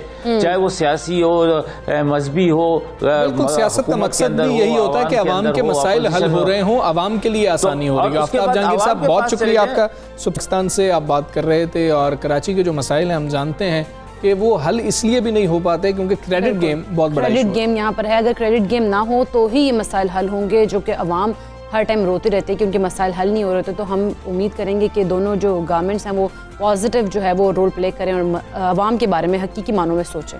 اچھا، پاکستانی عوام ویسے تو بے شمار مشکلات اور مسائل کا شکار ہے، لیکن اس کے باوجود خدمت خلق کے جذبے سے بھی سرشار ہیں۔ ہمیں آئے روز ایسی خبریں سننے کو ملتی ہیں کہ کوئی پاکستانی انفرادی طور پر مستحق افراد کی مدد کر رہا ہے، اور ایسی ہزاروں مثالوں کی اگر ہم بات کریں تو اس میں سے ایک پشاور کی آرٹسٹ جلوت ہما بھی ہے. اچھا، وہ سماجی کاموں میں بڑھ چڑھ کر حصہ لیتی ہیں. حال ہی کی اگر بات کریں تو انہوں نے پشاور میں کچرا چننے والے بچوں کے لیے ایک مہم شروع کی جس کا تھیم یہ ہے کہ لکھ نہیں سکتے بنا تو سکتے ہیں، اور اس پروگرام کے تحت بھکاری کچرا اٹھانے والے بچوں کو 3 ماہ میں اسکیچز پینٹنگ بنانا سکھایا جاتا ہے. کیا بات ہے. اور پھر ان بچوں کے فن پاروں کی نمائش سے ان کے لیے رقم بھی اکٹھی کی جاتی ہے اور معاشرے کے محروم طبقے خواجہ سناؤں اور مستحق خواتین کو بھی مصوری کی تربیت دی جا رہی ہے. اچھا دیکھو حمزہ، کتنا زبردست آئیڈیا ہے کہ کس طرح سے انہوں نے بالکل ایک سکل جو ہے انہوں نے سکھائی ہے، تاکہ انہوں نے یہ سکل اس لیے سکھائی ہے کہ وہ نہ صرف اپنے خیالات کا اظہار کر سکے بلکہ باعزت طریقے سے روزی روٹی بھی کما سکے. اچھا، ہما 7 سال کی عمر سے مصوری کر رہی ہیں اور اب وہ ایک مشن سمجھ کر اپنے فن کو دوسروں تک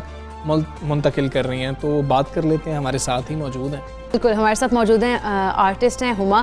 السلام علیکم، گڈ مارننگ. ہما، آپ آرٹ کے ذریعے پہلے تو یہ بتائیے گا ناخواندگی کے خلاف جنگ کیسے لڑی ہیں؟ یہ آئیڈیا کیسے آیا کہ کس طرح سے آپ نے ان بچوں کو لے کر چلنے سکلز سکھانی ہے؟ بسم اللہ الرحمن الرحیم. السلام علیکم. سب سے پہلے تو بہت زیادہ شکریہ کہ آپ لوگ اتنی مجھے کوریج دے رہے ہیں اور اتنی عزت دے رہے ہیں. دوسری بات یہ ہے کہ کافی ٹائم سے مطلب میں آرٹ میں ہوں اور میں دیکھ رہی ہوں کہ اس پہ بہت زیادہ فوکس نہیں کیا جاتا. تو میں چاہتی ہوں کہ کوئی ایسا پلیٹ فارم ہو اور میں کوئی مطلب ایسا کام کروں جس میں مطلب یہ غریب طبقہ یا غریب بچے جو کہ ایسے کام کرنے پہ اس میں زیادہ لوگ ایسے ہوں گے جو کہ مجبوری سے کرتے ہوں گے یا وہ ایجوکیشن حاصل کرنا چاہتے ہوں گے بٹ ان کے پاس وسائل نہیں ہوں گے. تو اس طرح سے میں نے یہ سوچ اپنائی کہ میں کوئی ایسا کام کروں کہ سب کو اس جانب لے کے آؤں. کیونکہ اگر دیکھا جائے تو میڈیا آج کل مطلب سوشل میڈیا یا باقی چیزوں میں لوگوں کو زیادہ ہائی لائٹ کیا جاتا ہے کہ ان کے لیے کوئی ایسا اسٹیپ جو بھی اٹھاتا ہے اوبیسلی انہیں بہت کیا جاتا ہے. اس وجہ سے میں نے سوچا کہ کوئی ایک ایسا پلیٹ فارم ہو جس پہ آ کے یہ لوگ اگر ان میں سے 100 میں سے 5 لوگ بھی بہتر ہونا چاہیں تو یہاں پہ میں ان کو ایک برائٹ فیوچر دے سکتی ہوں. تو اس سے پشاور سے آغاز کیا اور انشاءاللہ پاکستان میں اپنا نیٹ ورک پھیلاؤں گی. کیا بات ہے. جلوت، آپ ہمیں یہ بھی بتا دیجئے گا کہ عام طور پر یہ تاثر ہے کہ جو بچے بھیک مانگ رہے ہوتے ہیں وہ ایک پورا ایک نیٹ ورک ہوتا ہے، اس کے تحت بھیک مانگ رہے ہوتے ہیں. وہ پڑھنا چاہ ہی نہیں رہے ہوتے، ان کی فیملیز نہیں چاہ رہی ہوتی کہ وہ کوئی اور کام کریں، یا کچرا چننے والے ہیں وہ اس لیے کام کر رہے ہوتے ہیں. تو آپ کو کس طریقے کا رسپانس ملا جب آپ نے یہ کام شروع کیا، اور آپ نے کتنا مختلف دیکھا یہ معاملہ کہ اگر ان بچوں کو شاید سہولتیں ملیں تو یہ کیوں نہیں پڑھ سکتے ہیں، یہ کیوں نہیں کوئی کام کر سکتے؟ آپ جیسے بیک گراؤنڈ پہ دیکھ رہے ہیں ابھی بھی مارننگ کی شفٹ میں 5-6 بچے میرے ساتھ ہیں.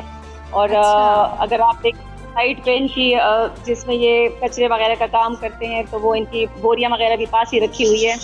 یہ لوگ رینک کے جتنا میں نے سو بھی نہیں تھا، انہوں نے باقاعدہ گھر میں بتا دیا ہوا ہے اور انہوں نے پر گھر والوں نے ان کو پراپر پرمیشن دی ہوئی ہے. یہ بچے اپنی یہ بائی فورس کچھ نہیں کر رہے کیونکہ وہ جب آتے ہیں وہ کلرز اٹھاتے ہیں، وہ برش اٹھاتے ہیں، وہ کلر انہوں نے کھیلنا شروع کیا، انہوں نے بنانا شروع کیا. میں آپ کو تھوڑا سا دکھا بھی دیتی ہوں. جی جی کینوس روڑی یا پیچھے دیکھیں زبردست آ رہے ہوں گے. بس تو اسپیکنگ ہے آپ کو تو نہیں ٹھیک ہے. کیا بات ہے. یہ ان کا ٹیلنٹ جو ہے ان کی تصاویر کے ذریعے، اسکیچز کے ذریعے بول رہا ہے. بالکل ہے خود میرے لیے بھی کہ ماشاءاللہ یہ بچے بہت اچھا سیکھ رہے ہیں. یہ صبح آتے 1-2 گھنٹے میرے ساتھ لگاتے ہیں. اب میں نے یہ ان کے ساتھ ایجوکیشن کا بھی شروع کر لیا. زبردست. اچھا ہما، کتنا مشکل ہوا ان کو ٹرین کرنا؟ کیونکہ جس طرح سے ان کی کوئی اس طرح کی ٹریننگ نہیں تھی، اس طرح کی سکلز نہیں تھی ان کے پاس، نہ یہ پڑھتے تھے نہ لکھتے تھے، پینسل نہیں پکڑنا آتی تھی. آپ نے کس طرح سے انہیں ٹریننگ دی؟ برش سے پکڑ کے انہوں نے پینٹنگز بنانا شروع کی اور اتنے زبردست اسکیچز بنائے. بہت زیادہ چیلنجز کا سامنا ہے. آپ کو پتہ ہے کہ میں پٹھان فیملی سے تعلق رکھتی ہوں اور یہاں کا ماحول تھوڑی چیزیں ڈفرینٹ ہے اور اسپیشلی پھر ان بچوں کو اس طرف لے کے آنا میرے لیے ایک بہت بڑا چیلنج تھا. پہلے تو یہ گھر آ رہے تھے، ڈر رہے تھے. میری گیلری ایکچولی ڈاؤن اسٹیئرز ہے تو وہ میں ابھی آپ کو دکھا نہیں سکتی نیٹ کا.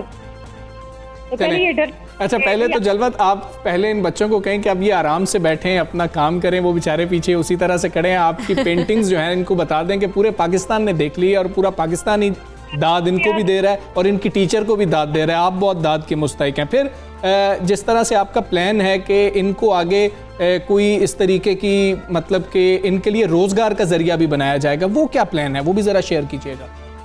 ایکچولی میں بھی تو خود مطلب الون یہ سارا کر رہی ہوں اور سنبھال رہی ہوں اس کو. وہ بھی مطلب میں جانتی ہوں میں کس طریقے سے اس کو مینیج کر رہی ہوں.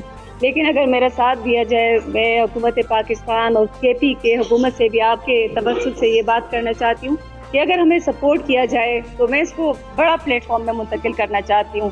ابھی چونکہ فیمیل کے لیے جگہ ہے تو میں چاہتی ہوں کہ ایک بڑا پلیٹ فارم ہے جس میں میل اور فیمیل کے میں الگ الگ سیکشنز رکھ سکوں، وہاں پہ میں اچھے ٹیچرز ہائر کر سکوں۔ کچھ لوگ میرے ساتھ ابھی سے والنٹیئر ہیں، وہ کام کرنا چاہتے ہیں۔ ہم اس مشن کو پاکستان میں انشاءاللہ پھیلائیں گے اور ہم اس کو بہت آگے لے کے جائیں گے۔ تو یہ ہے کہ ابھی مسئلے ہیں لیکن ہے کہ ایک اچھے پلیٹ فارم پہ ہم آپ کے پلانز سے بہت اچھے ہیں اور امید کرتے ہیں کہ آپ کے جو پلانز ہیں ان کے اوپر پورا بھی اتریں اور آپ کے ساتھ جتنے لوگ جو ہیں وہ بھی آپ کے ساتھ اس میں شامل ہو جائیں۔ آپ کی جو اتنا زبردست لے کے آپ عزم چل رہی ہیں، ابھی تک کتنے بچوں کو ٹریننگ دے چکی ہیں آپ؟ میرے ساتھ ابھی مارننگ کی شفٹ میں ہیں 7-8 بچے، پھر آپ سے سب آتے ہیں جیسے جیسے وہ اپنا کام کرتے ہیں، کچھ کباڑ کا کام کرتے ہیں، تو وہ الگ الگ ٹائمنگ ہے ان کی، شفٹس بھی ہیں رکھی ہوئی ہیں ہمارے۔ جی ان ایجوکیٹڈ بچے ابھی ماشاءاللہ میرے پاس 20-22 ہو چکے ہیں۔ ٹھیک ہے، آپ اپنے بارے میں بھی ہمیں تھوڑا سا بتائیں کہ آپ 7 سال کی عمر سے پینٹنگ بنا رہی ہیں، اس کے بعد آپ اس کے علاوہ کیا کرتی ہیں؟ میں یہی کرتی ہوں، پینٹنگ ہی میری پہلے تو ہابی تھی، پھر میں نے اس کو پروفیشنلی سیکھا، اسلام آباد میں کافی اچھے ٹیچرز کے ساتھ رہی تاکہ میں نے کہا اس کو ایک پراپر وے میں لے کے آؤں، مجھے ہر چیز کے بارے میں اویئرنیس ہو، تو میں نے فل ٹائم کو دیا ہوا تھا اور جو میرا آئیڈیا تھا اس پہ میں نے ابھی کام شروع کیا ہے کہ اس کو ایک پراپر پلیٹ فارم میں منتقل کروں۔ فی الحال میں نے انیشیٹو اپنے گھر سے لیا ہے، میں نے پراپر اس کے لیے سیٹنگ کی ہے، بڑی اچھی گیلری بنائی ہے جس کی میں فیسلٹیز دے رہی ہوں، پلس میں میک اپ آرٹسٹ بھی ہوں۔ اگر کوئی آرٹ سے میں انہیں میک اپ بھی سکھا رہی ہوں ساتھ ساتھ تاکہ یہ بچیاں بیوٹی کی طرف سیلون بنا سکے، اور میں برش کی طاقت ان کی زندگی بدل دوں گی، یہ میرا مقصد ہے اور میرا ایم ہے۔ کیا بات ہے، بڑا زبردست آپ کا مقصد ہے اور بڑا زبردست اور بہترین اور خیر کا ایم ہے، اور ہم یہی امید کریں گے کہ آپ اس میں کامیاب بھی ہوں۔ اور اس میں کریٹیوٹی کا بڑا کردار ہوتا ہے کہ آپ سوچ کیا رہے ہیں، جو آپ نے نقش اتارنا ہے، جو بنانا ہے۔ تو ان بچوں کے بارے میں ہمیں بتائیے گا کہ ان کے ذہن کتنے وسیع ہیں، کتنے کریٹیو ہیں یہ بچے، کیسے منظر کھینچتے ہیں یہ؟ مجھے سب سے پہلے میں آپ کو یہ بات بتاؤں کہ جو میرے پاس پڑھی لکھی اسٹوڈنٹس آ رہی ہے، چلو ان کو تو تھوڑی سی اویئرنیس ہے، تھوڑی ان کی ایجوکیشن ہے، وہ چیز سمجھ جاتی ہے، بٹ انبلیویبل کہ یہ بچے اتنا اچھا پک کر رہے ہیں کہ میں صرف ان کو ایک دفعہ جاتی ہوں اور ان کے جو اسٹیپس ہوتے ہیں اور ایک دم سے یہ کلرز میں آ گئے ہیں، اتنا ان کا کوئک جو مطلب میری اپنی سوچ سے بھی زیادہ ان کا ماشاءاللہ جا رہا ہے اچھا، تو امید ہے کہ بہت آگے بڑھے گی اور پھر میں ان کی ایگزیبیشن سولو ایگزیبیشنز کرواؤں گی تاکہ ان کو زیادہ آگے بڑھے انشاءاللہ۔ جلوہ تمہا بہت شکریہ آپ کا، صبح سویرے پاکستان صاحب نہیں، آپ بہت داد کے مستحق ہیں اور وہ بچے بڑے قابل ہیں، اور آپ اگر سوچیں اپنے ارد گرد دیکھیں تو آپ کے پاس جو فن ہے وہ آپ دوسروں میں منتقل کر دیں تو اس سے بہتر کیا ہو سکتا ہے؟ یہی تو انسانیت کی خدمت ہے کہ انہوں نے اپنے سراؤنڈنگز میں دیکھا کہ اس طرح کے یہ جو بچے ہیں ان کا بھی حق ہے کہ یہ بھی پڑھیں لکھیں، اور جس طرح سے انہوں نے ان کو سکلز پرووائڈ کرنے کے بارے میں سوچا، یہ تو بہت زبردست اور بڑا کمال مطلب اداد کی مستحق ہے جلوہ ایسے ہی یار، وہ بچے کتنے خوبصورت تھے، پیچھے سے اپنی پینٹنگز دکھا رہے تھے اور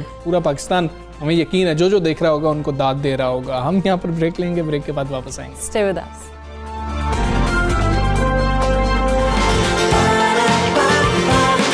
صبح سویرے پاکستان،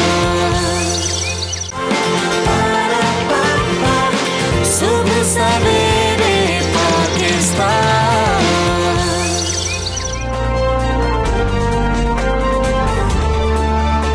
ویلکم بیک ٹو صبح سویرے پاکستان۔ آج ہم بات کریں گے خواتین کی۔ خواتین کو سیاسی، معاشی و معاشرتی طور پر مضبوط کے بغیر ترقی کا خواب کیونکہ پورا ہو ہی نہیں سکتا ہے، مگر پاکستان جیسے اگر ہم بات کریں ملک کی تو کم اور درمیانی آمدنی والے ممالک کی خواتین کو آج بھی مردوں کے مقابلے میں اگر دیکھا جائے دوسرے ممالک کی نسبت انتہائی کم تعداد میں انٹرنیٹ اور موبائل فون تک رسائی حاصل ہے۔ اچھا، ہم ایک رپورٹ کا ذکر کرنا چاہ رہے ہیں، اس کے مطابق پاکستان میں صرف 39% خواتین انٹرنیٹ استعمال کرتی ہیں اور صرف 52% خواتین موبائل مالکان ہیں۔ اگر خطے کے دیگر ممالک کی بات کریں تو بنگلہ دیش میں 64%، بھارت میں 67% خواتین موبائل فون کی مالک ہیں، یعنی کہ پاکستان اس سے پیچھے، بالکل ان سے پیچھے ہے۔ اس رپورٹ میں یہ بھی کہا گیا کہ خواتین کی ڈیجیٹلائزڈ معیشت میں شرکت میں رکاوٹ سے انہیں روزمرہ کی ضروریات کو مؤثر طریقے سے پورا کرنے میں مشکلات پیش آتی ہیں، اور ڈیجیٹلائزیشن خواتین کے سماجی، سیاسی اور معاشی بااختیار بنانے کے لیے مختلف مواقع فراہم کر سکتی ہیں. اچھا ہم بات کر رہے ہوتے ہیں نا کہ ہم آئی ٹی ایکسپورٹس کی بات کرتے ہیں, ہم بات کرتے ہیں کہ جی کہ دنیا جو ہے اب ڈیجیٹلائزڈ ہوتی جا رہی ہے اور بہت زیادہ ضرورت ہے ان چیزوں کی, لیکن جب دوسری طرف ہم دیکھتے ہیں کہ ہمارے ملک کی مطلب 52% آبادی جو ہے وہ خواتین پر مشتمل ہے, لیکن ہم ان کو کسی بھی معیشت کا حصہ بنانے کے لیے شاید تیار ہی نہیں ہے. ہم مطلب پہلے تو عام طور پر اگر دیکھا جائے دفاتر میں کام کرنا, لیکن دوسری چیز اب یہ بہت اہم چیز ہے, کیا فری لانسنگ گھر سے بیٹھ کر نہیں ہو سکتی ہے؟ اس کے لیے اگر گیجٹس ہی موجود نہیں ہیں, اگر انٹرنیٹ تک رسائی نہیں ہے, تو وہ آپ کی معیشت کا حصہ نہیں بن سکتی. بالکل, وہ اتنی بڑی جو تعداد ہے, مطلب آپ کہہ لیں کہ 52% جو تعداد ہے وہ محروم رہے گی ان چیزوں سے. پھر جن خواتین کو اگر موبائل انٹرنیٹ تک رسائی حاصل ہے, وہ خود کو زیادہ اگر دیکھا جائے تو محفوظ اور باخبر بھی محسوس کرتی ہیں, ساتھ ہی انہیں اپنی روزمرہ زندگی میں زیادہ سہولیات جو ہے وہ حاصل ہوتی ہیں جب وہ انٹرنیٹ استعمال کر رہی ہوتی ہیں اور چیزوں کو دیکھ رہی ہوتی ہیں. اچھا, ہمیں یہ سمجھنا ہوگا کہ معاشروں کا اگر دیکھا جائے, معاشروں کی ترقی ہو, کاروبار کی ترقی ہو, معیشت کی ترقی ہو, صرف اسی وقت ممکن ہوتی ہے جب خواتین ترقی کی منازل طے کر رہی ہوں. اگر یہ بات ہے نا انفارمیشن ان تک ہونا کہ وہ خود کو زیادہ بہتر وہ محسوس کر رہی ہوتی ہیں. ایک نا آپ ایک کمرے کے اندر موجود ہیں جہاں پر کوئی گفتگو ہو رہی ہے اور آپ کو کسی بات کا پتہ ہی نہیں ہے, تو آپ ایک تو وہاں پر فیل کریں گے کہ شاید میں بہت زیادہ کوئی نکما قسم کا انسان ہوں, بہت پیچھے اور اپنے لیے بہتر فیصلہ آپ کیسے کر سکتے ہیں جب آپ کے پاس صحیح انفارمیشن ہی موجود ہے. بالکل, اگر خواتین جو ہیں جیسے ہم بات کر رہے ہیں کمرے کی بات کر رہے ہیں, وہ اپنے کمرے میں بیٹھ کر اپنے لیپ ٹاپ یا فون کو یوز کر رہی ہے, ٹیکنالوجی کو یوز کر رہی ہیں, وہ دیکھ رہی ہیں کہ دنیا بھر میں کیا ہو رہا ہے, تو وہ اپنے آپ کو بہت زیادہ جو ہے وہ ایک تو رکھ سکتی ہیں اس کے مطابق جو ہے جتنے بھی آپ چیزیں دیکھ لیں انفارمیشن کے حوالے سے اگر بات کریں تو وہ اپنے آپ کو کافی زیادہ اس حوالے سے رکھ سکتی ہے, انفارمیٹیو آپ آئیڈیاز دیکھ سکتی ہیں, کوئی چیزیں بھی دیکھ سکتے ہیں. ہم سارے اس معاملے پر ہم بات کر لیتے ہیں. Executive director digital rights Nighat داد صاحب ہمارے ساتھ موجود ہیں. السلام علیکم, گڈ مارننگ. نگہت صاحب, اگر خواتین کی بات کریں اور خواتین کی گیجٹس اور انٹرنیٹ تک رسائی کی بات کریں تو آپ کیا سمجھتی ہیں, کیا کیا رکاوٹیں ابھی بھی ہیں؟ دیکھیں, آپ لوگوں نے آلریڈی فگرز وغیرہ تو بتا دیے ہیں. یہ گلوبل سسٹم موبائل کمیونیکیشن ایک آرگنائزیشن ہے جو کہ اس طرح مختلف ممالک کا موازنہ کرتی ہیں اور یہ بتاتی ہیں کہ کس کے مختلف جو لوگ ہیں وہ کیسے انٹرنیٹ کو ایکسیس کر رہے ہیں, کتنی انٹرنیٹ پینیٹریشن ہے, کتنی خواتین ہیں, کتنے مرد ہیں جن کا ایکسیس موبائل تک ہے. اب وہ نمبرز ہمارے سامنے کلیئر ہیں اور یہ بہت سالوں سے کلیئر ہیں. پاکستان میں نے پچھلے ایک دہائی سے میں اسی ٹاپک کے اوپر کام کر رہی ہوں, اور جو میں نے دیکھا ہے کہ مختلف حکومتیں آتی رہی ہیں اور جو ایک انفارمیشن اینڈ کمیونیکیشن ٹیکنالوجی کا جو ایک ٹاپک ہے یا سیکٹر ہے, جو ہماری ٹیک انڈسٹری ہے, اس میں نے ڈومیننس آدمیوں کی ہی دیکھی ہے. آپ خواتین جو ہے وہ پالیسی میکنگ پہ نظر نہیں آتی, ڈیسیژن میکنگ کی پاورز میں نظر نہیں آتی. آپ کو آپ کی آئی ٹی منسٹری میں خواتین ویسے نظر نہیں آئیں گی. ایون ابھی اگر آپ ڈیجیٹل پاکستان کی پالیسی بھی اٹھا لیں تو ایک خاتون آئی تھیں تانیہ ایڈروس, اور انہوں نے ہیڈ کرنا شروع کیا, تو کچھ تھی کہ اب خواتین کا جو ایسپیکٹ, جو جینڈر ایسپیکٹ اس کو لیا جائے گا. لیکن پھر بھی آپ دیکھیں تو وہ آپ کو کہیں ڈیجیٹل پاکستان کی پالیسی نظر نہیں آتی کہ کہاں پہ ہے, کون امپلیمنٹ کر رہا ہے, اس میں خواتین کا کیا رول ہے. تو یہ ایک جو نان ولنگنیس ہے, جو ایک سیاسی ولنگنیس نہ ہونا بہت بڑا ہے کہ آپ کو جینڈر جو انکلوژن ہے وہ نظر نہیں آتی آپ کی ٹیک پالیسیز میں. دوسرا بہت رول ہے وہ آپ کے معاشرتی رویوں کا ہے. میں بتاؤں, جب میں یونیورسٹی میں تھی اور میں کوئی بہت پرانی بات نہیں کری, میں 2004 کی بات کر رہی, تو مجھے موبائل فون استعمال کرنے کی اجازت نہیں تھی اپنے گھر سے, اور میں ایک مڈل کلاس فیملی سے میرا تعلق ہے, اور وہ فیملی جو کہ پڑھے لکھے لوگ ہیں. تو آپ کچھ بہت سی خواتین نے شاید اس والی رکاوٹ کو پار کر لیا ہے کہ اب وہ موبائل تک ایکسیس ہے اور وہ استعمال کر سکتی ہیں, لیکن ہم لوگ یہ دیکھنا ہے کہ وہ کس طرح کا ایکسیس ہے, اس کا کیا معیار ہے. کیا ان ایک اچھا موبائل کنیکشن ہے, ان کے پاس ایک اچھا انٹرنیٹ ہے, کیا وہ کنیکشن, کیا وہ انٹرنیٹ یا موبائل فون مانیٹرڈ تو نہیں ہے. آپ کو پتہ ہے ہمارے سے ایک موبائل فون کو ڈفرینٹ لوگ استعمال کرتے ہیں. تو شہروں میں پھر بھی حالات میں کہوں گی کہ بہت بہتر ہیں, اور بہت سی خواتین جو کام کرنے والی ہیں, جو گھروں میں رہنے والی ہیں, ان کے پاس موبائل کی رسائی ہے. آپ نے دیکھا یوٹیوب تک پاکستان ایک دوسرا ملک ہے جو کہ یوٹیوب کا کنزیومر ہے, رائٹ. سو بہت بڑی تعداد ہے جو یوٹیوب سے فائدہ اٹھاتی ہے. لیکن کیا جو انٹرنیٹ ایکسیس ہے یا موبائل کی ایکسیسیبلٹی ہے, کیا وہ ہمارے دیہاتوں میں بھی ویسے ہی ہے؟ بالکل. کیا کا معیار ان کو ویسے ہی مل رہا ہے جیسے ہمارے شہروں میں ہے؟ اچھا ٹھیک ہے نگہداد صاحبہ, معاملہ یہ ہے کہ اگر یہ سوال کیا جائے کہ ٹھیک ہے ان کی اگر رسائی یہاں تک نہیں ہے تو اس سے نقصان کیا ہو رہا ہے, یہ بتائیے گا کہ نقصان ان کو کتنا ہو رہا ہے اگر ذاتی حیثیت میں دیکھ لیا جائے, اور اگر قومی حیثیت میں دیکھ لیا جائے تو پھر کتنا نقصان ہو رہا ہے ہمارے ملک کو؟ آپ دیکھیں, آپ کو اور ہم سب کو یہ پتا ہے کہ ہماری زیادہ جو آبادی ہے وہ دیہی علاقوں میں ہے. آپ چند بڑے شہر ہیں جہاں پہ ایک آپ کو میجورٹی آبادی نظر آتی ہے, لیکن آپ کا ایک زرعی ملک ہے, آپ کی 70% آبادی دیہاتوں میں موجود ہے, اور پھر اس 70% میں کتنی خواتین ہیں جو کہ آپ کی ایک انفارمل اکانومی کا حصہ ہیں. اگر آپ مثال کے طور پہ اگر فار انسٹنس ایگریکلچرل اس کے حوالے سے آپ انوویشن لے کر آتے ہیں تو بہت سے ایسے آدمی ہیں جن کا ایکسیس ہے اس موبائل تک اور ان تعلیمات تک, لیکن آپ کی جو ان آدمیوں کے ساتھ مل کے کھیتوں میں کام کرتی ہیں, کیا ان کا ایکسیس ان معلومات پر ہے؟ تو آپ بہت بڑی تعداد کو پیچھے چھوڑتے ہوئے جا رہے ہیں. آلسو جب ہم ڈیجیٹل ڈیوائڈ کی بات کرتے ہیں تو ہمارا ڈیجیٹل ڈیوائڈ بہت زیادہ ہے. آپ کے شہروں اور دیہاتوں کے کو اگر کمپیئر کیا جائے تو آپ کے دیہات بہت پیچھے ہیں. اور میرا نہیں خیال کہ پاکستان میں کوئی کسی تھنک ٹینک نے یا کسی ریسرچ آرگنائزیشن نے مکمل کوئی ریسرچ کی ہو اور پالیسی میکرز کو بتایا ہو کہ دیکھیں یہاں پہ ہم کھڑے ہیں اور اس طرح کی پالیسیز ہمیں انٹروڈیوس کرانی ہے.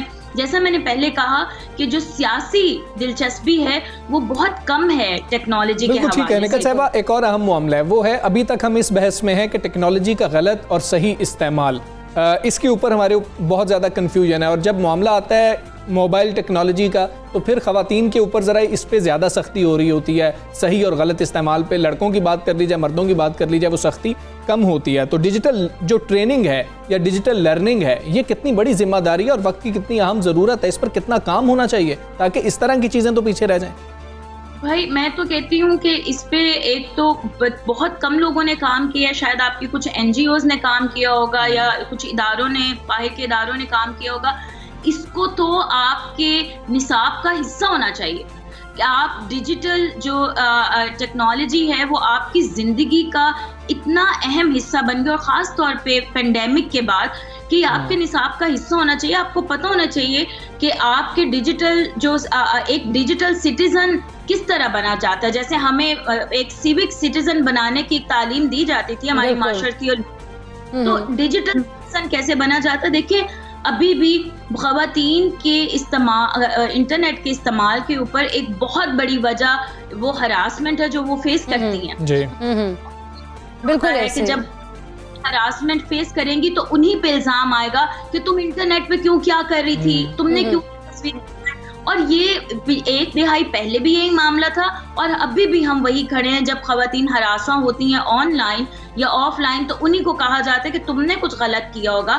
تو یہ معاشرتی رویہ جو پہلے میں بات کری تھی وہی رویہ, اور جب تک ہم بالکل رویوں کو بدلنے کی ضرورت ہے. بہت شکریہ نگہداد صاحبہ, پاکستان سے گفتگو کر رہی تھی, اور بات یہی ہے کہ اگر ہم نے ڈیجیٹلائزیشن کی طرف لے کر آنا ہے تو اس کے لیے ٹریننگ بھی بہت زیادہ ضروری ہے کہ کس طرح سے جو ہے خواتین کو اس طرف لے کر آیا جا سکتا ہے. خیر ہم آگے بڑھتے ہیں.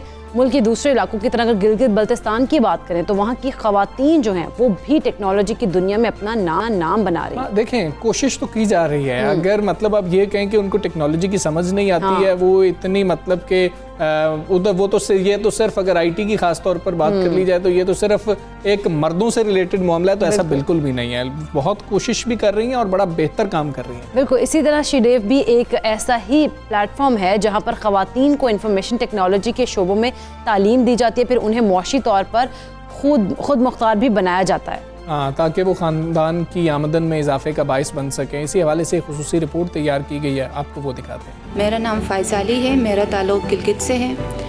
میں شیڈیو کی کو فاؤنڈر اور as a chief technical officer یہاں کام کرتی ہوں, اور ایز اے ٹرینر بھی میں نے یہاں پہ بہت سارے بچوں کو ٹرین کیا ہے ان ویب ڈیولپمنٹ۔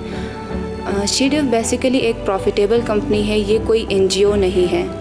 ہمارا مقصد یہ ہے کہ جتنی بھی گلگت بلتستان کی خواتین ہیں ان کو ہم ٹیکنالوجی کی طرف لے کے آئیں۔ ہم لوگوں نے خود ہی سٹارٹ سے 16 خواتین کی ٹیم سے ہم لوگوں نے ایک بزنس سٹارٹ کیا، اور اسی بزنس میں ہم لوگوں نے ایک ٹریننگ ڈپارٹمنٹ ہم لوگوں نے سٹارٹ کی، جس کے اندر ہم لوگوں نے 3 بیچز ویب ڈیولپمنٹ کی کروا کے اس سے اپنی ٹیم کو ہم لوگوں نے بڑھا کے 40 تک کی ابھی ہماری ٹیم ہو گئی ہے، جس میں digital marketing, UX UI، graphic designing, web development, social media marketing کی سروسز ہم پرووائڈ کرتے ہیں۔ اور ہمارا فوکس یہ ہوتا ہے کہ ہم جتنے بھی لوکل ہمارے بزنسز چل رہے ہیں گلگت بلتستان کے، ان کو ہم ڈیجیٹلائز کریں، اور ساتھ ہی ساتھ ہمارے پاس فری لانس پلیٹفارمز پہ ہماری ٹیم ممبرز کام کرتے ہیں، جہاں سے وہ پروجیکٹس ہنٹ کرتی ہیں اور ان پروجیکٹس کے اوپر کام کرتی ہیں، یعنی کہ ایک تو لوکل سے بھی اور دوسرا ایک انٹرنیشنلی بھی ہم کام کر رہے ہوتے ہیں۔ میرا نام حسینہ ہے، میں نے 15 ڈیز کی شیڈیو میں ٹریننگ لی تھی، اس کے بعد ایز اے انٹرنی میں نے 1 منتھ کام کیا، اس کے بعد ابھی مجھے جاب آفر ہوئی ہے، اور اس ٹائم میں ایک پروجیکٹ پہ کام بھی کر رہی ہوں۔ اور شیڈیو جو ہے وہ ایک ایسی کمپنی ہے جو ینگ لڑکیوں کو اپنے اسٹڈیز کے ساتھ ارننگ کرنے کا موقع فراہم کرتی ہے، اور میرا بھی یہی تھا کہ میں اپنی اسٹڈیز کو بھی کنٹینیو کروں اور ساتھ ساتھ ارننگ بھی کروں، اور یہ موقع مجھے شیڈیو نے فراہم کیا۔ میرا نام شازیہ ہے اور میں یہاں پہ ایز اے ویب ڈیولپر کام کر رہی ہوں۔ میں نے سوشل میڈیا پہ کا ایک پوسٹ دیکھا تھا ٹریننگ کے حوالے سے، تو وہاں سے مجھے پتہ چلا کہ یہاں پہ ٹریننگز بھی ہو رہی ہیں، تو میں نے وہ ٹریننگ جوائن کر لی اور میری ٹریننگ ہوگی، اور اس کے بعد ان لوگوں نے میری پرفارمنس دیکھ کے مجھے ہائر کیا یہاں پہ، اور ابھی میرے 3 مہینے ہو رہے ہیں میں یہاں پہ جاب کر رہی ہوں۔ ہمارا جو کمپنی کا سٹارٹ اپ ہوا اس ٹائم ہماری 16 کی ٹیم تھی، جو کہ ہم لوگوں نے ٹریننگز کے ذریعے سے یہ 16 کی ٹیم ہماری بڑھ گئی اور 40 تک ہماری 16 کی ٹیم کنورٹ ہو گئی۔ اور اس میں یہ کہ ہمارے جو سروسز ہیں، جو نان ٹیکنیکل وومنس ہیں، ان کو ہم لوگ digital marketing, social media marketing, اور اس کے علاوہ سمپلی ہم لوگ ورڈپریس ڈیولپمنٹ کی طرف لے کے جاتے ہیں۔ اور اس کے علاوہ جو ہمارے پاس ٹیکنیکل وومنس ہیں، ان کو ہم لائک کہ CS بیک گراؤنڈ کی جو وومنس ہیں، ان کا فوکس ہمارا یہ ہوتا ہے کہ ہم ان کو ایپ ڈیولپمنٹ یعنی فلٹر کی طرف اور اس کے علاوہ پروگرامنگ کی طرف لے کے جاتے ہیں، ساتھ ہی ساتھ UX UI ڈیزائننگ اور گرافک ڈیزائننگ بھی ہم لوگ کرواتے ہیں، اور وہ سروسز آگے پرووائڈ کرتی ہیں۔ میرا نام صوبیہ ہے، میں as a graphic designer schedule میں کام کرتی ہوں، اور میرے 6 منتھ ہوئے شیڈیو میں۔ جتنا میں نے پہلے کام سیکھا تھا، شیڈیو میں آ کے میں نے اور زیادہ کام سیکھا ہے۔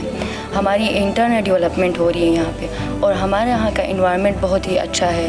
ہمارے کولیگس ہمارے ساتھ ایز اے فرینڈلی ہم کام کرتے ہیں سب مل کے۔ میں نے فیس بک کے تھرو، سوشل میڈیا کے تھرو ان کی میں نے سنا تھا اور میں نے اپلائی کیا for the training, for the 15 days of training, اور میں نے 15 ڈیز کی ٹریننگ کے بعد ویب ڈیولپمنٹ اور فری لانسنگ کی ٹریننگ کے بعد ایز این امپلائی میں یہاں کام کر رہی ہوں۔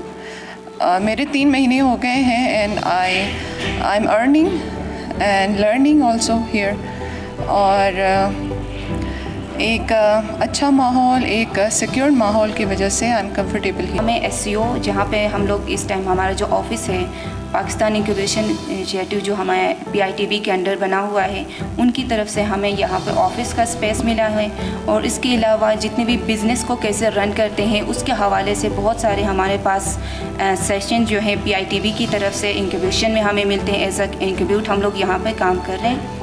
اور اس کے علاوہ ہماری جو سروسز ہیں اس میں ڈیجیٹل مارکیٹنگ ہمارا فوکس رہتا ہے، web development, app development focus رہتا ہے، تو ان سروسز کو آگے گورنمنٹ تک یا پھر ہمارے جتنے بھی GB کے اندر بزنسز ہو رہے ہیں ان کے ساتھ کنیکٹ کرنے میں ہمارا گورنمنٹ نے بھی بہت ساتھ دیا، اور ہماری بات بہت پہلے سے ہماری گورنمنٹ سے بات ہوتی آ رہی ہے، اور انشاءاللہ گورنمنٹ کے ساتھ بھی ہم لوگ ان کولیبوریشن رہتے ہوئے ہماری جتنی بھی خواتین ہیں گلگت بلتستان کی، ان کو ہم ٹیکنالوجی کی طرف آگے لے کے جائیں گے، کیونکہ ان کا سپورٹ ہماری سوسائٹی میں بہت ضروری ہے۔ معراج عالم کی تیار کردہ یہ خصوصی رپورٹ آپ نے دیکھی ہے، جو کہ ایک بہترین رپورٹ ہے، اور خاص طور پر ہم خواتین کے حوالے سے دیکھیں تو کیا بات ہے. آپ اگر ان کو تھوڑا سا موقع دے کے تو دیکھیں، جگہ دیں، ماحول دیں، پلیٹ فارم دیں، تو خواتین جو ہیں وہ کسی میدان میں بھی پیچھے نہیں ہیں، کسی سے بھی کم نہیں ہیں. اور اس طرح سے اگر ہم نے ڈیجیٹلائزیشن کی طرف ہم نے لے کر آنا ہے تو یہ اس طرح سے ہم ماحول اور جو پلیٹ فارم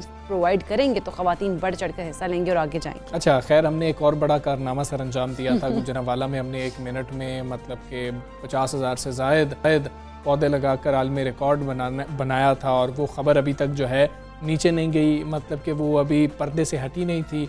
لیکن ایک اور خبر وہ آ گئی ہے، وہ ہے کہ PHA انتظامیہ ریکارڈ کی خوشی میں پودوں کو پانی دینا ہی بھول گئی، اور نتیجہ یہ نکلا ہے کہ سورج کی تیز دھوپ ننھے پودے برداشت نہیں کر سکے اور جل کر مرجھا چکے. بالکل، اور پانی نہ ملنے کی وجہ سے گرین بیلٹ پر لگے بیشتر پودے جو ہیں وہ سوکھ کر زمین پر گر گئے ہیں، اور ابھی تک اس حوالے سے انتظامیہ کی جانب سے کوئی رد عمل سامنے نہیں ہے. اسی حوالے سے ہم بات کرتے ہیں. رفیق موغت موجود ہے. السلام علیکم رفیق. اس وقت آپ بتائیے گا، جس طرح سے ہم لوگوں نے دیکھا کہ آپ نے ریکارڈ کی پوری کوریج بھی کی تھی، سب آپ نے ہمیں بتایا تھا، لیکن اب کیا صورتحال ہے؟ کوئی انتظامیہ کی جانب سے موقف آیا، کیوں نہیں پانی دیا گیا ان پودوں کو؟ پودے تو جل کر مرجھا گئے ہیں. وعلیکم السلام، آپ کو بہت بہت میری طرف سے پیار بھرا سلام. اور انتظامیہ جو ہے انہیں شاید خوشی اتنی زیادہ تھی کہ ہم نے guns book of world record جو ہے اس میں درج کروا لیا ہے، گنز بک میں درج کروا لیا ہے، تو شاید اب جو ہے ہمیں ان ننھے پودوں کو پانی دینے کی ضرورت نہیں ہے. لیکن انہیں یہ سوچنا چاہیے تھا، وہ ہمارے ننھے ہیروز جو 13,000 سے زائد بچے تھے، اساتذہ تھے سرکاری اسکولوں کے، PHA کا عملہ، مالی، جنہوں نے تقریباً 2 ہفتے دن رات یہاں پر کام کیا ہے. بچے جو ہیں وہ سخت گرمی میں دھوپ میں ریسل کرتے رہے ہیں یہ ورلڈ ریکارڈ لگانے کے لیے، پاکستان کے لیے ریکارڈ نام کرنے کے لیے. انہوں نے اپنی محنت میں کوئی شک نہیں چھوڑا تھا، انہوں نے وہ اپنا کارنامہ سر انجام دیا ہے. مگر اس کے بعد ان پودوں کی دیکھ بھال جو تھی یہ PHA کی ذمہ داری تھی، مگر ان معصوم ننھے پودوں کو پانی نہیں دیا جا سکا. یہ بالکل سوکھ چکے ہیں، سوکھ کے زمین پر گر چکے ہیں. میں آپ کو ان کے پتے دکھاؤں تو آپ یہ اندازہ لگا سکتے ہیں کہ کس جو ہے یہ اب سوکھ چکے ہیں. بالکل یہ پتے جو ہیں یہ نرم ہو چکے ہیں، زمین پہ گر چکے ہیں. اگر میرا کیمرہ مین رمضان علی دکھا سکے تو یہ زمین پر آپ دیکھیں گے یہ وہ پودے ہیں جو ننھے ہاتھوں سے لگائے گئے تھے اور سخت گرمی میں لگائے گئے تھے. یہ ہمارے ننھے بچوں نے لگائے تھے. آج آپ دیکھ سکتے ہیں کہ رفیق بہت شکریہ آپ کا، آپ ہمیں آگاہ کر رہے تھے. بڑی افسوسناک بات ہے کہ اگر یہ پودے لگائے گئے تھے تو کیا یہ صرف ریکارڈ بنانے کے لیے لگائے گئے تھے یا پھر اس سے ہم اپنی فضا کو بہتر کرنا چاہتے تھے؟ سوچنے کی بات ہے، اور اس پر موقف آنا بھی بہت زیادہ ضروری ہے. ہمیں اجازت دیجیے، اپنا بہت خیال رکھیے. اللہ حافظ.